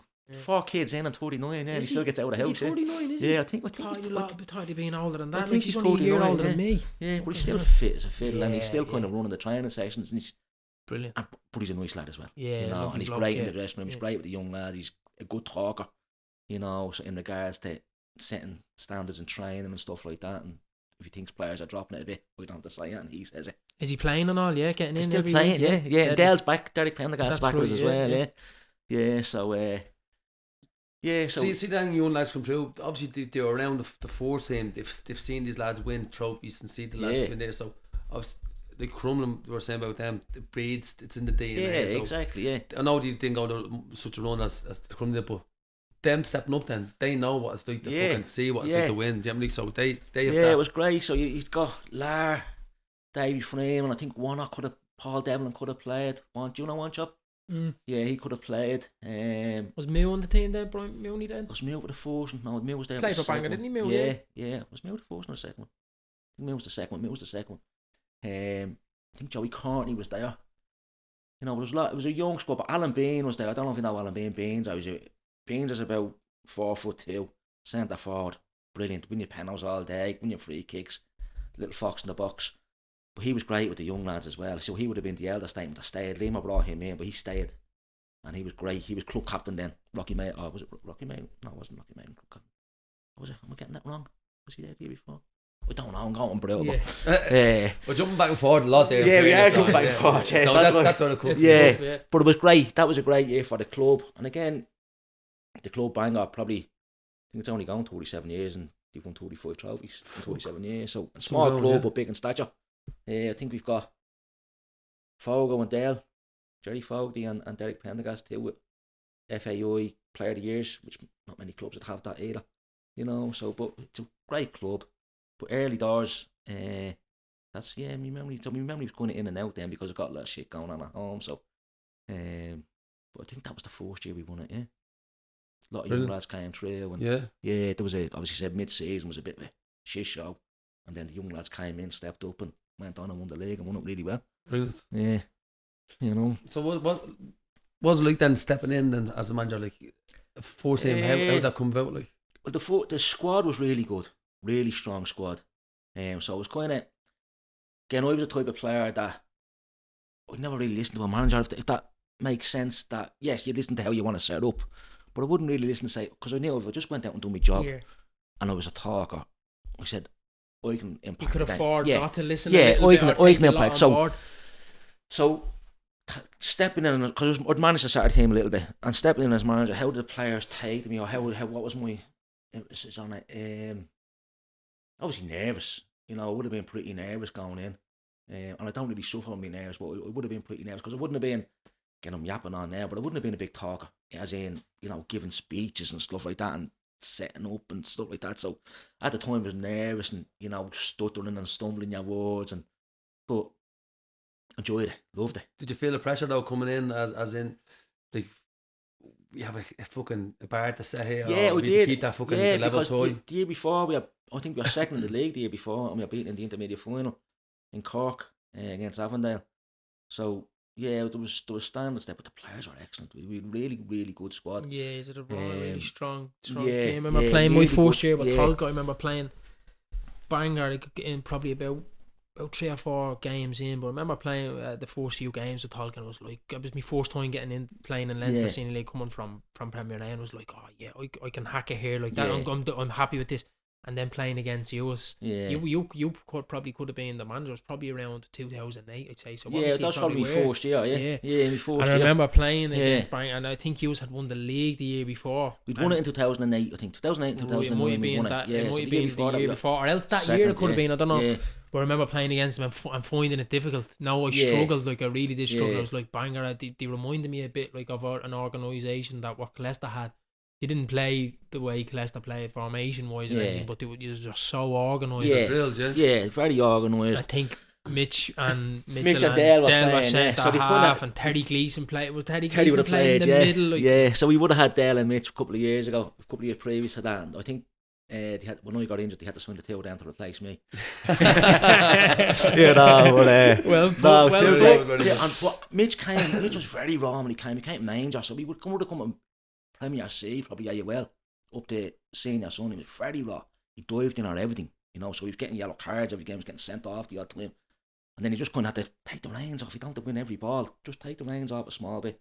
And the ball there, you won't win it, but if it's not there, if you think it's 50-50 or 60-40 against you made a free kick or whatever. Just hold them off, send them back. Feel the centre forwards back, and that's it. The job's done, and everything else. So did them two go on and partner each other in League of Ireland? Yeah, they did. That's what kind of fucked us up a little bit as well. We were doing really well in one of the leagues, probably 2 or 3 years later, flying it, and then Scarce, Pete Lennon at Wayside was asked by Pat Devlin, you know, I need to get players in. Where should I go? Look, I need to get a centre half in. So Wayside was second, you were first. Yeah, exactly. But that's basically what it was, you know. And Crumlin would have been there. Even though they would have been probably the two centre halves in the league, maybe as a partnership, anyway. we probably were the best two. But Pat Devlin was only looking for one, and Pete told him about Dell. So he came down and watched a couple of games, and he thought, "Jeez, I might take the two. Might as well take the two of them. I'm not going to take one. I might as well take two. But two are really good." And he took the two of them halfway through the season. Oh, you're joking. Yeah, and it kind of killed us that year. That's a big dint. Yeah, it was a big dint. It was a big dint. Yeah, because the two of them were excellent. Like they were. You know, once you knew the two of them were starting, and it was your spine. So our spine would have been Dale and Adam, Terry and Lar, and then big one up front. So that was our spine. You know, we did a great spine, and then you'd add Joey Courtney and Mill on either wing, and then Andy Farrell. Did you ever play against Andy Farrell? Horrible bastard. The left full, big lad, horrible cunt. Yeah, I thought great, he was a horrible cunt. Yeah, when I played great to have him. in your team, but horrible to play against. against. Dirty fucker, an elbow. Yeah, exactly. Yeah. And then Davey White or Paul Cannon would have been my full. So, really good squad. But and we were hard to play against. But we were really good on the ball and going forward and everything else. So. That squad should have won a lot more than what it did. Should have won a lot more. You went through a bit of a fucking lull then, didn't you? Get relegation. We got relegated. We got relegated. I don't know what year it was. Was it the year I got suspended for 6 months from the league? Tell us what happened. Do you know what?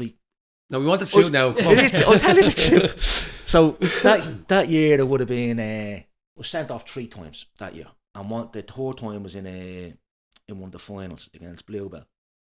Does this go back to what you were saying there as well with your experience, John, and what you said like at the start, saying I was a bit erratic probably back then, exactly, and now you're a bit more mellow. Well, it comes from my schoolboy days as well with referees, because I got a suspension for 6 weeks when I was a schoolboy. So again, I'm jumping back and forth, but again, it brings you back to it's good to reminisce. Yeah, it brings you back to kind of my relationship with referees probably at the time. So when I was a schoolboy, I was 14 maybe or 15. We were playing Crumlin up in Pearse Park. And Eddie McGill was the referee. And Ian Gayson would have been midfield. And our schoolboy year was brilliant. So we engaged him, would have been playing for Crumlin centre field, and he spit in John Paul Curran's face, my centre half partner. So I went chasing the engagement. And then before the game actually was, I got a bang of a driver in the park in the back of the head, because we used to play again. I used to play Gaelic for Sing Street, and Good Council would have been the team that we play against, and they were all bleeding thugs. Like, so going into Pierce Park, got walking through. Do you know where the bingo is? Yeah. The star. So Yeah. there's a lane Yeah. there, so you'd walk through the lane into the park. So I was walking in with one of the boys, and next of all, half the Good Council team are there. And one of them has a driver in his hand, bomb, back of the head. Right before you were going to Before play I'm a going match. to play a match, so I'm going into the match like a bull. And Like a bull, have you gone in an ambulance? Yeah. We're going in, and I couldn't chase him because there's only me and my mate, and there's about bleeding 7 or 8 of them. So your man just bleeding, hits me and bleeding, oh, boom, and it's fuck up, me just took on our toes to the game. So before that happened before the game. So I'm going in, bleeding, heads banging, fucking like a bull, and your man then spits in me centre half partner's face. So we bleeding, Lost it. red mist, and Eddie McGee was the ref, and he played and stops, and he sends me off and said, "You send me off, or he's fucking spitting his face." And 2 of us had a few verbals then, and nearly had to be restrained from. So then I took that, kind of stuck in my head, probably with referees as well. Yeah. So then in my managerial career again, I always regret every sending off. I regret, but some of my actions within the sendings offs were horrible, you know. And again, I've knocked on referees' doors to apologise, or I've picked up the phone to apologise. But my early years in You know you're erratic when you have to knock at a referee's Yeah, door. well, that's He the probably that's had the thing. driver in his hand. Hello. But yeah, I got suspended for 6 months, and I think it was the year we got relegated. I was sent off 3 times that year. So you could be at training and all, but couldn't be in the dugout. You weren't supposed to. You had to be 50 yards away from the pitch. Now, luckily, we were playing in the Ivy ground at the time, so the pitch, Big enough. the fucking gap was fucking huge to the pitch. So that was all right. So it was just verbals with the referee, then he got the 6 months, was it? No, well, the That was when you were schoolboy. No, Yeah, but that was so schoolboy, the 6 yes. months though was just the three reds. three and the reds, yeah, sorry. three reds. And again, I was a young manager at the time, and I think the league were trying to make an example because It's a bit harsh. That was 3 reds though, wasn't it? So you got 3 red cards in a season, and they give you a 6 month months. ban. Yeah. The Leinster Senior League gave you a Yeah. 6 month We thought he ban. was having ban, verbals with the referee, and then he said, "Listen, you're getting a 6 month ban because he said something to the ref, but it's 3 reds." That's shocking, isn't it? Now, I can explain that a little more detail. So, Jason Kelly was sent off 5 times that year, and Peter Flood was sent off 5 times that year. And the reason I knew that, because when I went into the meeting with the Leinster Senior League, he told me this. But my sendings off were more verbal, and theirs was kind of listen. Yeah. So he said we had to take action on the verbal, and I knew at the time something wasn't right. You know, so this was the meeting. But the build up to it was we played. My third sending off was we played Bluebell in Charlie Carcup final, I think it was, out in Home Farm, and Jimmy Keaton was the linesman. Right, a few months previous to that, his brother kind of was a referee as well, and we had a lady secretary, Aileen, at the time, brilliant secretary, brilliant woman as well, and he kind of flashed her, you know. So we put a report in. So we've refereeing. So the shower, you know, the showers in the school. So you had a door into the showers for the referees as well. They got back into one of the classrooms, get changed. So Aileen was going in to get the match card, knocked on the door. Christy, are you decent? Blah blah. Yeah, come on in. Boom. You know what you think? Yeah. Blah blah blah. And Aileen was distraught over it. Right. So she put in a report into the league and blah blah blah. And the day we played Bluebell, one of my work colleagues is a referee, a schoolboy referee. He goes, "Scott, you was playing Bluebell tonight?" "Yeah, Jimmy Keaton on the line, yeah." Because we were at a referee seminar on a Monday night. I said, "Right." I said, "And?" He goes, "He said he's out to get you, isn't that much?" I said, "What do you mean, Pat?" He said, "Because of what happened." I said, "What happened to his brother?" I said, "Why?"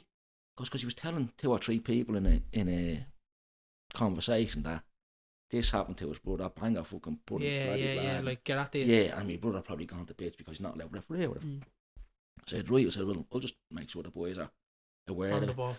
Yeah, so we're in the game with a player sent off.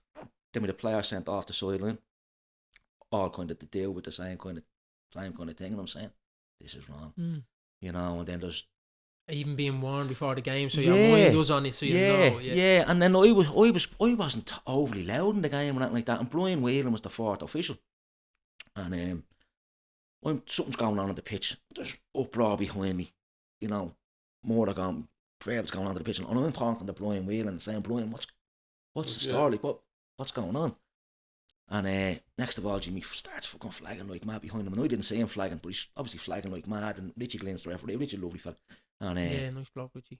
Richie's flagging like, so Richie runs over to Jimmy, and Brian goes to me, here we go again, John, what's that being said now? I said, Brian, I don't know, I'm talking to you, I don't know what's going on behind me. Richie, John, come here, blah, blah, blah, red card. And I looked at Brian Whelan, I said, Brian, what's... God, John, I don't know. Yeah. And red card, so I'm fucking bulling. Cup final, I'm getting sent out in the cup final. 2 of your players are gone. Yeah, and there's a big crowd there, and I have to walk across the pitch like a fucking idiot. So there was a Leinster Senior League official there, and Ian Barkley was his name. Not a nice man. He was there, and I'm walking off the pitch, and I said, this is all your fucking fault, putting up an official like that in the game. That's an official like that in the game, blah, blah, blah. So he might have taken offence to that, you know, and but that was a great final, actually, we won that. Positive and More than negative. 6 months. Yeah, it's more than 6 months, yeah, but no, we got 6 months, so we got called into the league. So the meeting went, there was Ian Barkley, there was another fella there, I can't remember his name, but he was the chairman of the league at the time, and Shawnee Hatch. So Shawnee Hatch would have been, I don't know what Shawnee Hatch was doing anyway, but Ian Barkley and the other fella were there, and I'm giving my side of it, and they're talking to me. Next of all, Shawnee Hatch walks in about half an hour later. Now, Shawnee could have been on my side, I don't know, but shouldn't have walked into the meeting halfway through it. The meeting should have been just null and void. If Earl was there, Shawnee laid the dressing room, we're already halfway through it. So we didn't like, Shawnee sat down and he said to the lads, what's the story here? You know, how come halfway through a meeting he's walking in? And he probably didn't like me actually. Yeah. You know, and I didn't particularly like them either, but it's funny, Bangor had a 25-year anniversary thing up on the Red Cow, and the Leinster Senior League went away to it, and there was the time of my suspension, the end of my suspension, and I went over to them, had a point in my hand, had a word at them, and said, I'll out see yous. You know, John, how are you getting on, blah, blah, blah. Trying to be nice to me. I said, fuck yous. I said, I'll out see yous. And I did, thank God, because I think the next year then they all got fucked out. I don't know what happened yet, they all got fucked out, and the new committee came in, but yeah, I got to say, so my relationship then with the referees probably wasn't great, you know. What hit the nail? Because they do talk to referees, don't they? Yeah, like, they confide in each other, and they'd be a little bit, look, this fella was a prick, or this fella was an anti-bastard over here. So I felt at the time that because of my age and blah blah blah, I was probably getting looked down on, you know. So the referees were probably talking down to me rather than talking to me, you know. So I kind of had a little bit in my bonnet about that, and I was probably, I probably was wrong. You know, but what got me about with the referees and how we start changing towards them was we played wayside in the Ivy grounds, and this is the first knock on the door I had to do, you know. And Davy Fitz was on the. Davy Fitz a great man, and like Davy Fitz is on the line. Tommy Trainer was reffing, and I can't remember who the other linesman was. We played wayside. The trainers there you knocked on? No, Davy Fitz's. Right. Davy Fitz's, yeah. And I got to meet his wife. His wife's lovely. And Nolan, yeah. So I got to meet her and all, yeah. And so we playing wayside, and Deco Carlo was there centre half. Sailor, or centre forward. Sailor was there centre half. And Sailor's just coming through the back of him all the time, with his elbows and everything else. And Deco had to come off because he got concussion. And it wasn't a yellow card given for any challenge and all that. And they were all kind of on Davy's side, so we gave Davy loads of verbals. Davy calls Tommy over, get rid of him, fucking give me loads of verbals. And I was like, right, okay, Davy's bleeding sound, what am I bleeding picking on Davy for? You know? You know, and then after the game, then they're walking out, and I said something to Davy again. I said, Davy, you know, because Sale had no hair, David no hair, and said, it's a ball thing, is it? Picking up, you know? And I'm like, I'm going home that night in the car, and I'm saying, the fuck what am I doing? Yeah, I have to sort this out. I'll sort yourself out and sort this out. And so I knocked on Dave. I got Dave's address out of the Leinster Senior League website. Fairness to you, that takes a bit of balls. It's easy to make a phone call, isn't it? But to go on and physically knock on someone's door and apologise. Yeah, exactly. Yeah, no, but it was the right thing to do. The right thing to do at the time, because, you know, I think everybody that know Dave Fitz of football will know he's one of the good guys. Yeah, you know, he's one of the. He's mad as a brush now. Yeah, but look, you can talk to him, and he'll talk to you. And there's respect always there, exactly. isn't there? I find that with David. Yeah, I knew then, like, fucking hell, I'm not picking on Davey here. Davey's one of the good guys. What am I doing? You know, sort yourself out. So I went down, had a great conversation with Jay-Z, and he wasn't expecting it. But I sat at his door for about 45 minutes, I'd say. And He then invite you in the fuck he out. did. You know, it's awkward at the start. And you want to Yeah, come in, bloody band. And Nolan, his wife is not just as bad as him. She runs out. Who's this, Davey? Oh, this the fucker that I sent off last night. I said, Davey, without you know, will you give it out to my Davey? You know, and I said, no. John, this is Nolan, and I knew it always sticks because your man's name is Nolan. This is Nolan, bloody. How are you, Nolan? Bloody, you leave my fucking Davey alone. I tell you now. Brilliant, isn't it? But so we sat there, talked about 40, and probably spoke about the game for 2 minutes, but spoke about everything else then. Yeah. You know, so that's when I start kind of nails here. You can't fucking, you know, you can't. Now some of the referees probably have that about me. I don't know, but The reputation kind of follows you around. Sometimes, yeah. yeah. Isn't it? Yeah, what you're saying there, right, it's like it's bringing back all memories for me, because I tell you, when I was with the AUL, like the only ref I think I probably got on, Ian Bradley kind of could control me, but see the likes of Larkin, and Ian was brilliant, but the likes of Larkin and all other referees, they obviously couldn't take me. I was a little bollocks, probably a bit too mounty. But it stayed with me the whole time. I was booked before I went out. Yeah. Do you know what I mean? I think now I'm okay. I think I'm all in relation now with the referees is okay. Now, but as I said, so my relationship didn't change with referees. Sorry for coming across. It's your podcast, John, not mine. But it didn't change. It didn't change till I got to properly. Now, when I went to Leinster Senior, I had a stint with Tolga, left, went back AUL, and then when I came back to Tolga, probably, I don't know, when Chandler was there, 29, 30 maybe, or whatever, probably about 30, whatever. That's when it started changing. Do you know what I mean? It was probably because I matured a little bit more. You got older. Yeah, got older, and I started getting on. And Eddie and Deco and Dave and all these boys. You didn't think you had a point to prove going out. That's what probably, it is. As you go, like, I have a point to prove. I'm going to break him up. Who's he? That's our best player. I'm going to break him up. You don't have to do that. Though. Just go and play your own game. Your own little reputation. Yeah. Comes with experience, as you said at the start. It does come with experience, and it comes with a bit of humility as well, I think. Definitely. Knowing that, jeez, I've taken the piss out. You know, you gotta make amends for yourself, and then obviously for your club. You know, because you're standing for them. Yeah, exactly. You're the manager. Don't let car trouble slow you down. Turn to motor experts at O'Connor's Cars for fast and reliable service that gets you back on the road in no time. We all know the frustration of unexpected breakdowns. That's why their team of skilled mechanics are here to fix any issue, big or small, with precision and care. From engine tune-ups to brake repairs, transmission fixes to diagnostics, they do it all. For reliable motor vehicle repairs, call O'Connor's Cars on 01 834 0938 or contact them via Instagram or Facebook at O'Connor's Cars.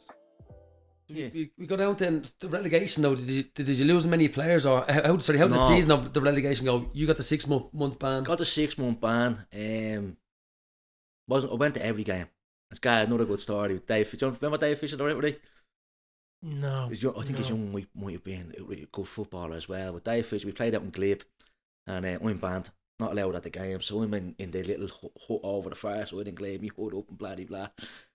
So sorry, John, did you get relegated the year you were banned? I'm nearly sure it was that year. Yeah. But I'm over the far side, where so the dugout to this side, there's a hut over the far side. I'm in the hut, disguised. I know the little hut. Yeah, I know the little hut. Hoods up, scarves on me, blah blah.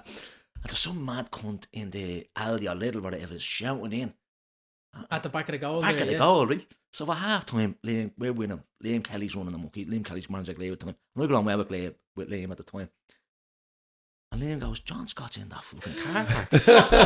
Did you shouting in at the goalkeeper, giving fucking loads, right? So next of all, I got a phone call off one of the boys. You on the ground? I said, yeah, where are you? I'm over in the hut. Goes, the referee's going to be coming out looking for you. I said, what you mean? They're going, mad. They said you're in the ground. They said, but you're not in the little car park, eh? I said, no, I'm not. I said, why would it be in there? So Dave Fisher goes down. You see him running down all the way down the pitch, down to the end where the car park is, and had a little look around, runs back up to the dressing room. Scott's not in there, Liam. Yeah. And goes, if he was, you're probably doing his fucking shopping, so mind your own business and got on with it. So we get the phone call. I had to leave the ground, but fucking Dave Fisher took the piss out of Liam Kelly that night. He's probably doing his fucking shopping. You thought he'd be coming to leave, you know. Yeah. You know, but so going back then, What are we talking about? The relegation. Oh, the relegation. You should have dodged this fucking question. Told them at their ass in it. But you learn a lot. You learn a lot from that as well. Yeah. So the players that were in the squad then Did you keep the squad? That's what I'm saying. kept So most of the squad. Yeah, Yeah, that's- yeah. We you kept bounced most of straight the back squad. We up. bounced straight back up. That's That's important. yeah. Yeah, well, And obviously That's getting the loyalty. backing of the but club yeah, as well. yeah. Well, listen, the club don't pay, so if we have to go, they bring 300 and you Yeah, get they to have pay to pay someone, you know. somebody, So and that's no lie. That's no lie. So we got relegated. I think ourselves, Wayside, and Cherry Orchard, was it? Got relegated that year. I think the three of us bounced straight back up. Straight back up. Just gonna Yeah, say whereas that, the Wayside always seem to be that sort of team, haven't they, over all the years? Up, Yeah. down, Now, when we up, first down. started off, Wayside were up Yeah, there. we're They were winning every competing, year, yeah, they were brilliant. yeah, They were a great side. Damien O'Neill's, the Sailors, you know, they were a really, really good side. John O'Neill, Caleb Murray, they got really, really good players. But yeah, they kind of, you know, I don't know where or why. I don't know whether the relation with Bray stopped or, you know, they couldn't get players in that way or there just wasn't probably playing rugby up there or whatever. I don't know. You know, so, but that fell away a bit, yeah. So they were up and down a little bit, but now they've stabilised a bit now. Ross has stabilised it there, he's a good lad. Yeah, good lad, Ross. Yeah, so he's stabilised it there and they're doing well. I think good they player as well. They won today, did they? They won I one don't know. Yeah, they were. Were they winning one down in Cork? Are they down in Cork? Cork against Wilton, yeah. You know, hopefully they do well there, but I don't think the draw's been too kind to the intermediate teams air level, so with the Cork teams there, but hopefully they won. You know, it was relegation. Yeah, Don't- there you go. Are we still on relegation? No, he's a backup. He's a promoted. Yes. Yeah. We went through that season already. But listen, That was tough. It was a tough year. you take, like, as I said, there's your loyalty, your commitment, and all that. Another manager probably would have said, listen, I'm going to bounce out here. I'm sure you would have got a couple of offers or some would have talked. Yeah, well, I would have had a couple of offers over the years. And again, clubs that wanted to pay it to go. You know. And but especially getting relegated there. Because you said, the players said, listen, I'm staying with you. You're saying, well, geez, I'm going to fucking stay with you. Yeah. Well, it was what I said. I think we were beaten by Greystones again. It comes back to bite you, doesn't it? We had to win. And Greystones had to win. And Greystones beat us 2-1. But again, when you go back to the year we won the league. And for being relegated, that was right. So being relegated. So that came back to bite us a little bit. But Greystones beat us 2-1 at the Ivy Grounds. And after the game, I'll never forget, we called all the boys in, we had a chat. And it was nearly just set in stone there in that little chat that we had. Everybody said everybody was nearly going to stay. You know. What did it come close to any stage for you saying, like, listen, maybe I'll try to fucking. Not really, no, not really. And I'll tell you why, because I was probably only 30 at the time, maybe. Yeah, probably in around 30 or 32, 33. So with no kids, you know, I was probably only at the moving in with the missus. She was still kind of dancing and stuff like that and doing her thing. So, and Bangor was my club, you know, so I was probably at the club 10 years when we got relegated. So that was my club, you know, and then, as you said, there was probably one or two clubs that came in and said, would you be interested? Here's a load of money, blah, blah, blah.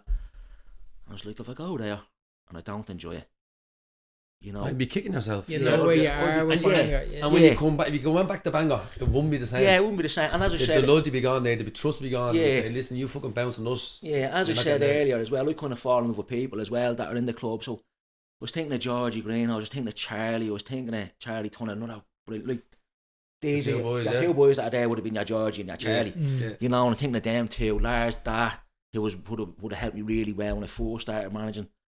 Jimmy Mates now, who was still one of the founder members there, and Eddie Keaton. You know, you're thinking, if we leave, you know, and all that they give for the club, you know, you'd be letting them down a little bit. And your friendship and connection is gone with them as well. Exactly. So does it, just while you're on touching on that with people around the club, does a meeting happen there, John, when you did get relegated, for them to say, look, listen, we still want you to continue on, or does it just continue on as normal? Not really, no. Really, the kind of meeting was, what's your plans for next year? And not as in, are you leaving? Or, yeah. You know? What's your plans? Yeah. Promotion. Yeah, exactly. Who you bringing in? Or that was kind of the plan. So, like, they trusted in me, I trusted in them. They probably knew your personality to say, listen, I don't think he's going to go anywhere. Yeah, exactly. Yeah, it's a small thing. Now, they could have asked somebody else to come in. I don't know, but I don't think they did. Doesn't because, sound like it. Yeah, they would have had a chat with me and stuff like that, because, like, they're friends now, obviously, because the time that I'm there, and they're still, you know, they'd be friends when I'm gone. But no, there was nothing really. Did you win the league to go back up? No, we came third. Third, yeah. It was the first year of 3 up, 3 down, I think it was. Yeah. Oh no, that was the second year, because we got relegated and 3 down, because we got relegated in goal difference.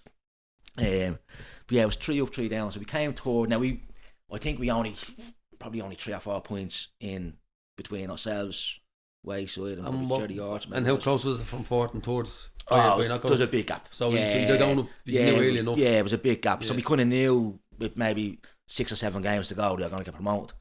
You know, so maybe the fight went out was a little bit, or maybe, you know, teams just took off. But it was you learn things from fucking losing and everything else. Yeah, you've learned about referees and how to control things. Yeah. Then the lads can learn. Listen, it's not all roses in the garden either. Yeah. You don't fucking put the effort in. You will be relegated. Yeah, and exactly. That's the other side. Yeah. You're not playing the highest level. You're not getting the crowds up. You're not getting all that. So yeah, no, everything's learning. Every day's a skill day, isn't it? Yeah, exactly. Yeah, and every day it's still a skill day now. Like nobody's the finished article, so you're still learning on the job. And it all boils down to experience as well, doesn't it? Everything like that. You're at the amount of things that I didn't know this about your career, that you were with Bangor so long, and even now, even having a conversation with you now, you went into Bangor from a little stint in League of Ireland, and then like you get a little bad injury, so that's a setback. Yeah. You take over the team so young. You win a few things, you win the league, you win a Charlie Callow, you get relegated, you get a ban, so you're at the literally Netflix documentaries out next year. You've literally just still 10 years to go. You know what I mean? Like as you said there at the start, you probably should be only starting now. Yeah, I should be only starting now. That's where it's at the lead. Like and all that experience to be getting all that is some achievement. Is there a long-term plan here, or is it season by season, or season by? And the reason why it's season by season now is because my little lad is 7.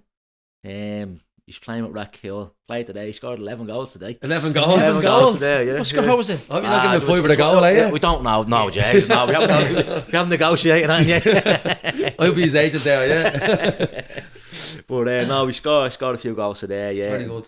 He's with Rackhill, and I got opening to looking after his team as well. So I'll probably be managing for another 10 to 15 years or whatever. So it's another new project for you. Could be, yeah. Could. No, I didn't want it. I kind of.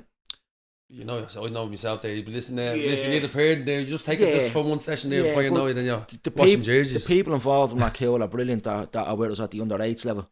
And I was bringing him up because he was in the academy, but he was, again, as he's born in December. I was telling you earlier on, he's born in December, so he was 4 weeks too old for the academy, so we had to move up to the under-7s, which would have been last year. And I was bringing them up there training on a Friday, and there was 40 kids there and only 3 coaches. And I said, listen, can he join in? And the coach said, well, listen, he can't, because we're at capacity and we haven't got enough coaches. He said, but if you want to give us a hand, of course you can join in. So you don't want your young to miss out. Yeah, exactly. And the people up there are brilliant. Yeah, people. See, a man probably saying, "I got one." Yeah, yeah. Put the fish on away. Yeah, exactly. But I got roped into that, but I'm loving it. Yeah, it's different. It's different personalities, obviously, because you're dealing with men. Yeah. And now you have kind of kids, and they're only babies at that age. They're only babes, and they've all got their own little personalities and imagination. You keep you cracked up with some of the things they come down. And it's just about fun, isn't it, for them, really? Exactly. Like, it really exactly. That's what a lot of coaches are not doing. They're not making it fun. They're making it too. That the Jurgen Klopps and the fucking Pep Guardiolas and they're bringing that into under-8 football. So you're doing it else with the 9s, isn't you? So I'll just run them. Yeah. Sounds like me when I was a younger man. But it's make it fun, make it enjoy, because they're at different levels. You can have someone that's very good, you can have someone in the middle, and you can have someone that's only playing and still trying to get the grips with it. Exactly. You make it so it's good for everyone. And you mix them all around. Don't keep the good kind of kids to one side and the kind of lesser kids to the other side. You get them all, because they're all going to learn. It's all learning. Kids will learn at different stages. Yeah, kids but will learn some are more advanced with their brains than others. I've always said I've never managed school. Never. I said I'd never manage it, and here I am. And now, have you done your PDP 1 and PDP 2, or because you'd have to, even though you have your badges, they're probably up. Oh, I'm not even getting a bit. Don't tell us. No, I haven't done any of them yet, because I haven't had the time. I haven't had the time, because I'm out. It must be out every night of the week. Well, I'm out Monday with Rackhill, Tuesday at Bangor, Wednesday I'm not allowed out, Thursday I'm out at Bangor, Friday I'm out with Rackhill, he's training, Saturday again he's playing, and then I go watch the Saturday team, and then Sunday I'm out with the Sunday team. So Wednesday's a whole day. Yeah. I'm sure she's loyal with that, isn't she? Yeah, she's chuffed. So the squad now that you have at Bangor, John, how is that squad going? We have now, and again, is in everything or? No, we're only in the Metro, quite fun in the Metro, and the league, or mid-table in the league. Again, as I said, 5th to last place is only 5 points between it. If we win a couple of games in hand, we're kind of on the tails of the other 3 that are up there, whatever. So got a really good squad. I think they probably need a little more belief. Have a little more belief in them. And, young lads, you have a few young lads, squad, don't you? yeah. We got sprinkled with a couple of experienced lads with Lar and Dale and stuff there, but it's a young squad. A little bit more belief in themselves that they can't. Because I mean, we've played, let's say, mocked us at home this year. 0-0, we should have bashed them 2-3-0. You know, but a little more belief, a little bit more ruthless, and you know, we're probably up that way rather than looking down that way. But like that, it's like going back to the Lords days. You're kind of nearly probably short in one area all the time to make it a top. Yeah, top, and top it's level tough, thing. isn't it? Isn't Yeah, it tough to get the tough. final jigsaw, isn't It it? is, yeah, it is. And as I said, the years that we won the league, particularly the second one, great team. We are strong all over. You know, whereas this squad now that we have is, we've picked up a couple of gems, to be honest with you. You know, and where are you finding these from? it's gas. We had a lad up pre-season. He done his hammer on the first night. Oggy Lovich, his name is Luca Lovich, that plays for Wexford. It's his brother. Right. So Charlie Smith brought him up. And first night, it's like Bambi on ice. He said, Tall, lad, yeah, dreads kind of. yeah. Is he? He's a tall, black-haired lad. Lovely young fella.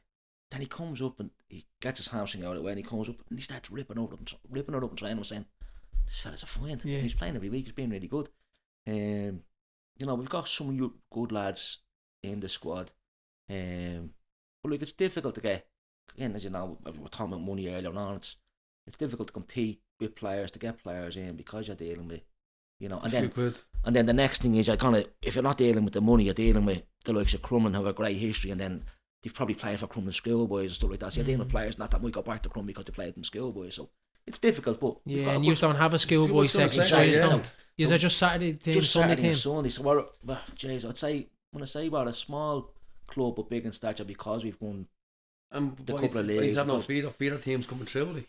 Nothing at all. That's very good, yeah. Yeah, nothing at all. So yeah. I've said a couple of times, I don't know if it's yourself, but a lot of teams that haven't got feeder clubs seem to go by the wayside. Like, Yeah, just kind of, yeah. they do doing very well, and then after. Now again, why do we do so well? You know, you look at the people in the background. So yeah, you got Eddie Carney, who's you'll know Eddie Carney to see. You'll all know Eddie Carney to see.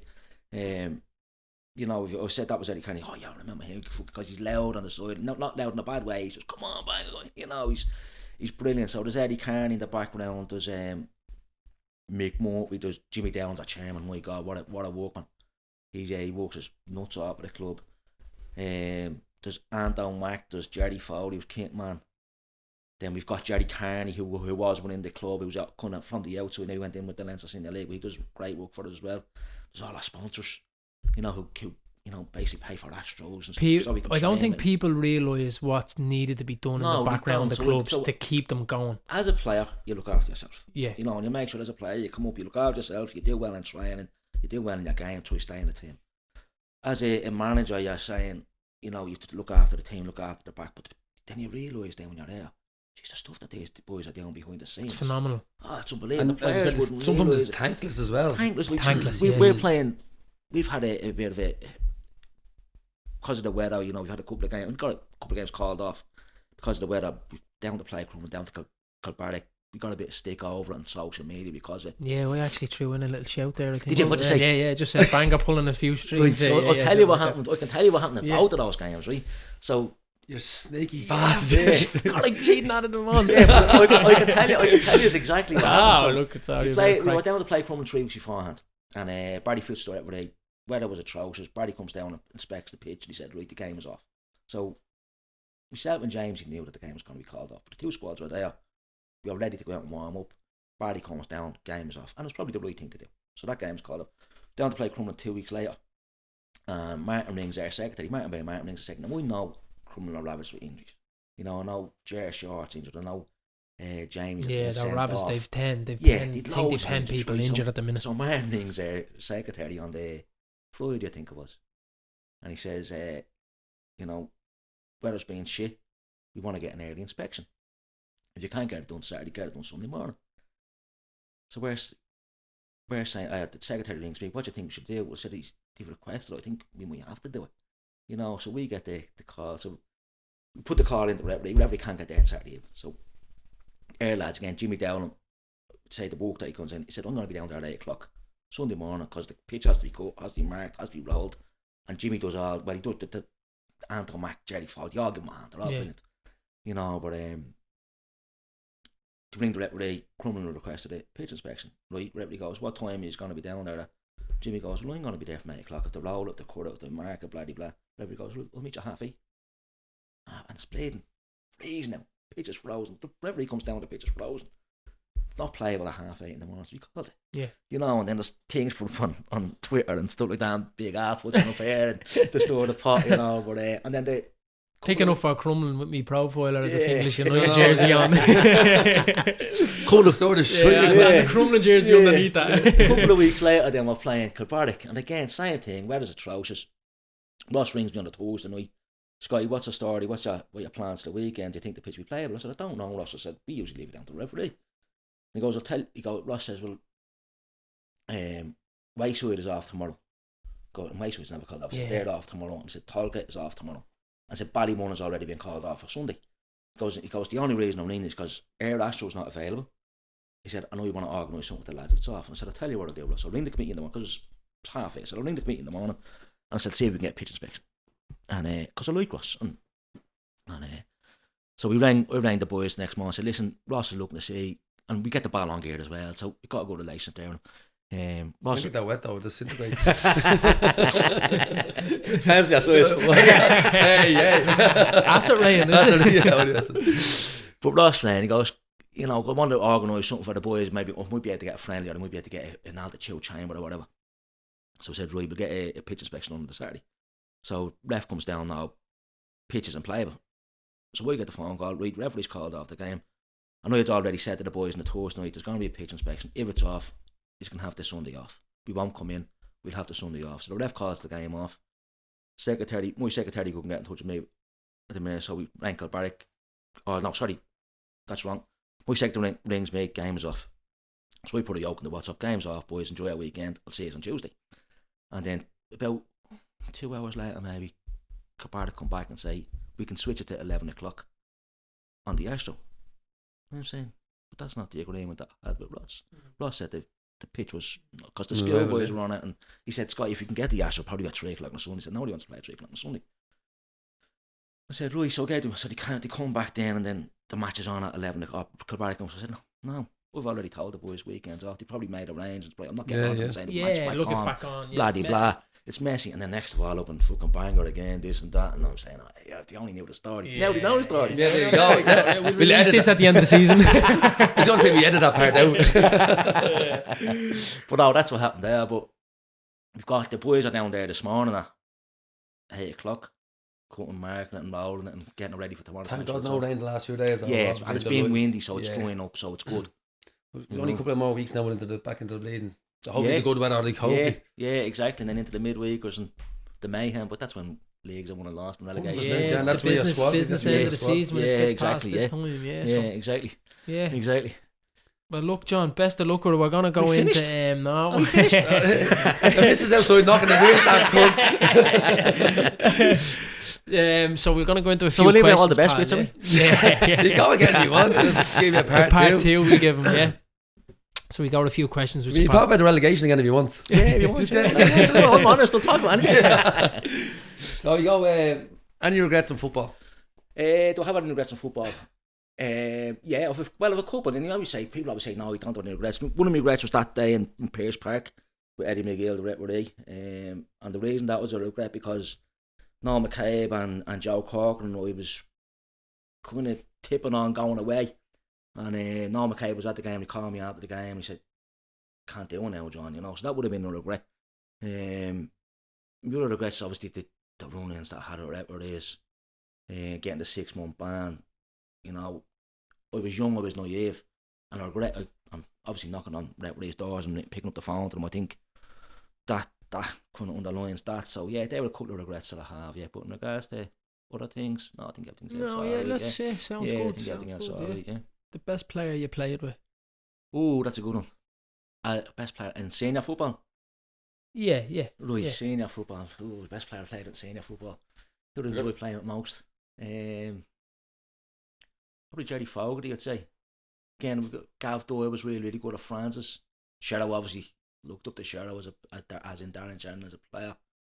But the best player I played with and what he could do and how he can influence a game, probably Jerry Fogarty.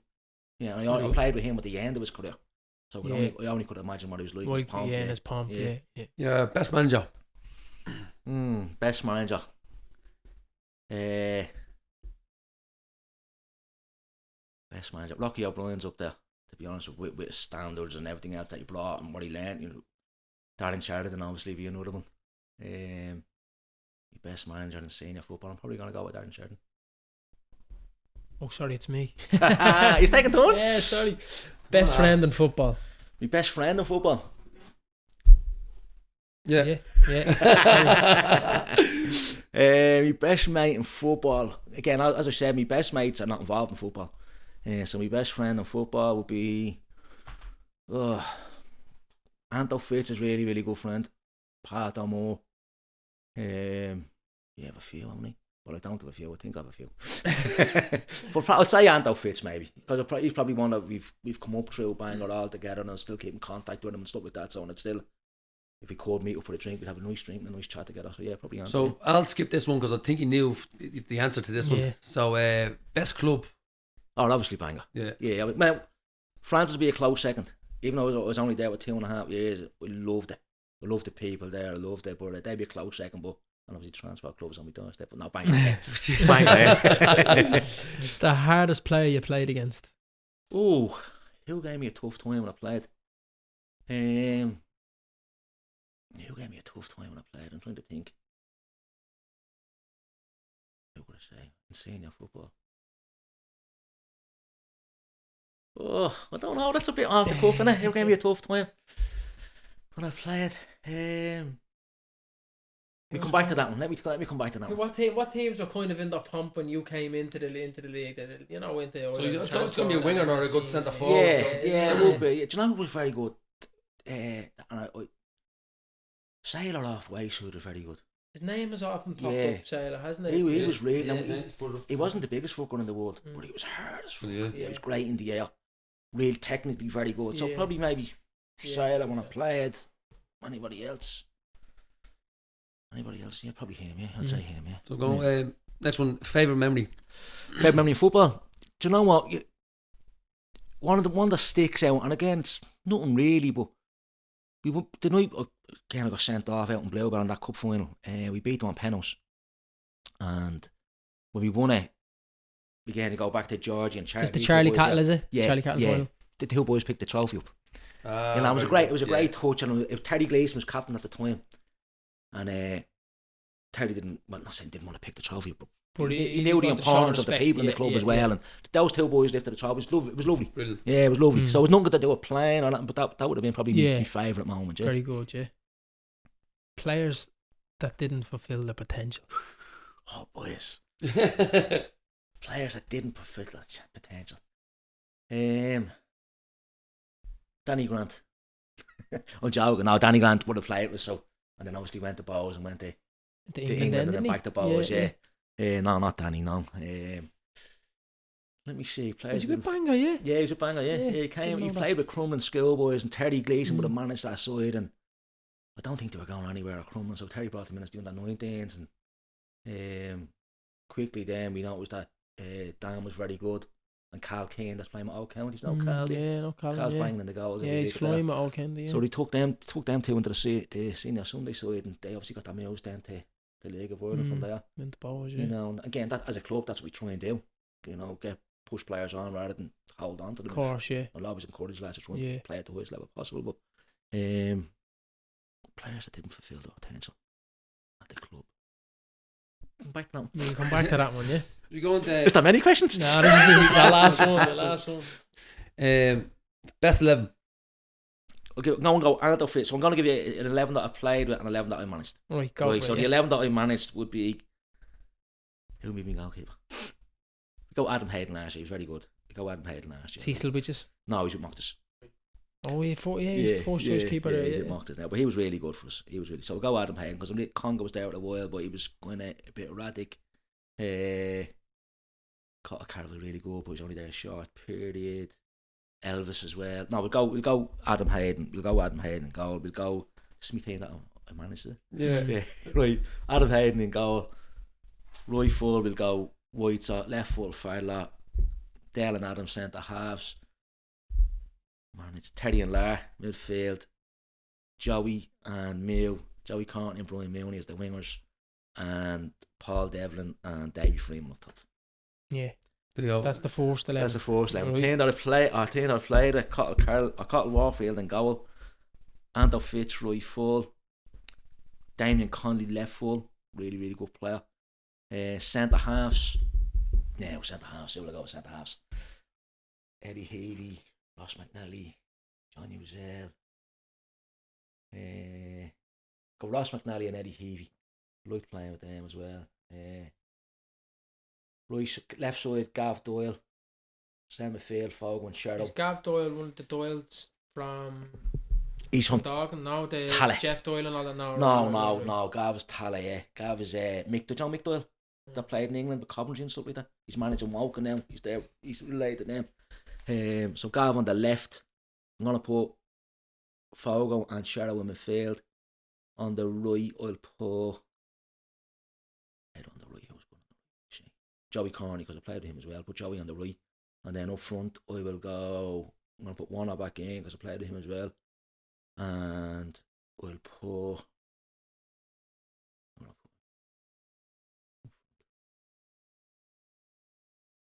I'm gonna put Gizmo Lawson in. Garrett Lawson. I'm gonna put him in as well. Yeah, so. All players that you won't know. Because But look, to be honest with you, this is why we were a bit intrigued in this one, weren't we, Nelson? We were saying, like, this, I'd even text Nelson last night when you sent us in all your details. I said, this is definitely going to be an interesting one, because we didn't know much of your background, or, you know, obviously I knew you from being the Bangor manager, but that was it. Yeah, Do exactly. you know what I mean? And you naming people now, going to touch out to all these on that sort of they're listening. Yeah, probably. And especially when you pick two starting 11s. So you pick 22 players. And I'm probably picking another 22. Your phone's not going to be beeping too much now with disappointment, so you got the mentions in there. But John, look, that was brilliant. No, really enjoyed that. Thanks very much. He's a flying as well, boys. Fair play. Thanks so much. I'm lovely. He's a keep me company in my car, and anyone I'm listening to it. Yeah, everyone's the same. Fridays do be great for people. Yeah, it's brilliant. I'm on the road walking, so see how it comes out. Going, and I've listened to all of them. So it's relatable as well, isn't it? Everybody's going like, I know him. Exactly, and that's the chat there. He says when we're talking about someone, or say a guest comes on and says something, he think, oh yeah, remember that, and obviously you're going back straight away. You're always happiest when you're a young kid playing football. No worries in the world. Jimmy, the only worry is what's for bleeding dinner. Exactly. That's the thing. And even when we were playing and going back on it, I'm listening to you saying it as well. When we played, you're afraid to be left out of a squad. So you're always training.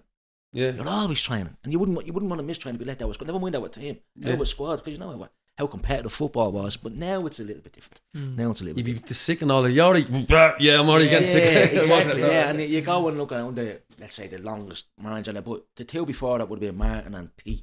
They probably got out at the right time. Possibly. They probably got out at the right time because they knew that. And I've got a great group. I have got a great group, but. I spoke to James about it and spoke to other lads about it. You're constantly on your phone because you have to be. You have to worry about them. You have to. Yeah. So that's why it's probably a bit more fun. Yeah, and you're kind of a little bit of a psychologist as well, because you're dealing with lads. Probably if the lads trust you, they'll come and talk to you. And I've got one or two lads in one or two little difficulties that. They're struggling a little bit. Yeah, they're struggling a little bit. One's struggling with money. One has a little bit of an addiction that we're trying to help me. And that part of the football wouldn't have been back when we played, so it's a little bit. So Pete and Martin would probably be kind of, I'm not saying two dinosaurs, let's say for argument's sake, but they probably wouldn't have been. Well, in a respectful way, dinosaurs. Of course, because we great rivalry with both of them when I was younger manager, but we also, had chats with them and said, particularly Pete, and because Pete was probably a little bit more approach to Martin, because Martin was on our doorstep, whereas Pete was a little bit a bit more of a rival with Martin. What can do it? You'd have good conversation with him, but it's a little bit more, managing the players and more than managing the team as such. But it's still enjoyable. Yeah. It's still enjoyable. Yeah, it's still enjoyable. Keep it going. Keep it going. Yeah, fellas. we'll try, Cheers, boys. bud, yeah. Enjoyed that. Thank you. Thanks, lads. Yeah. Hope we didn't keep us too long. Hope-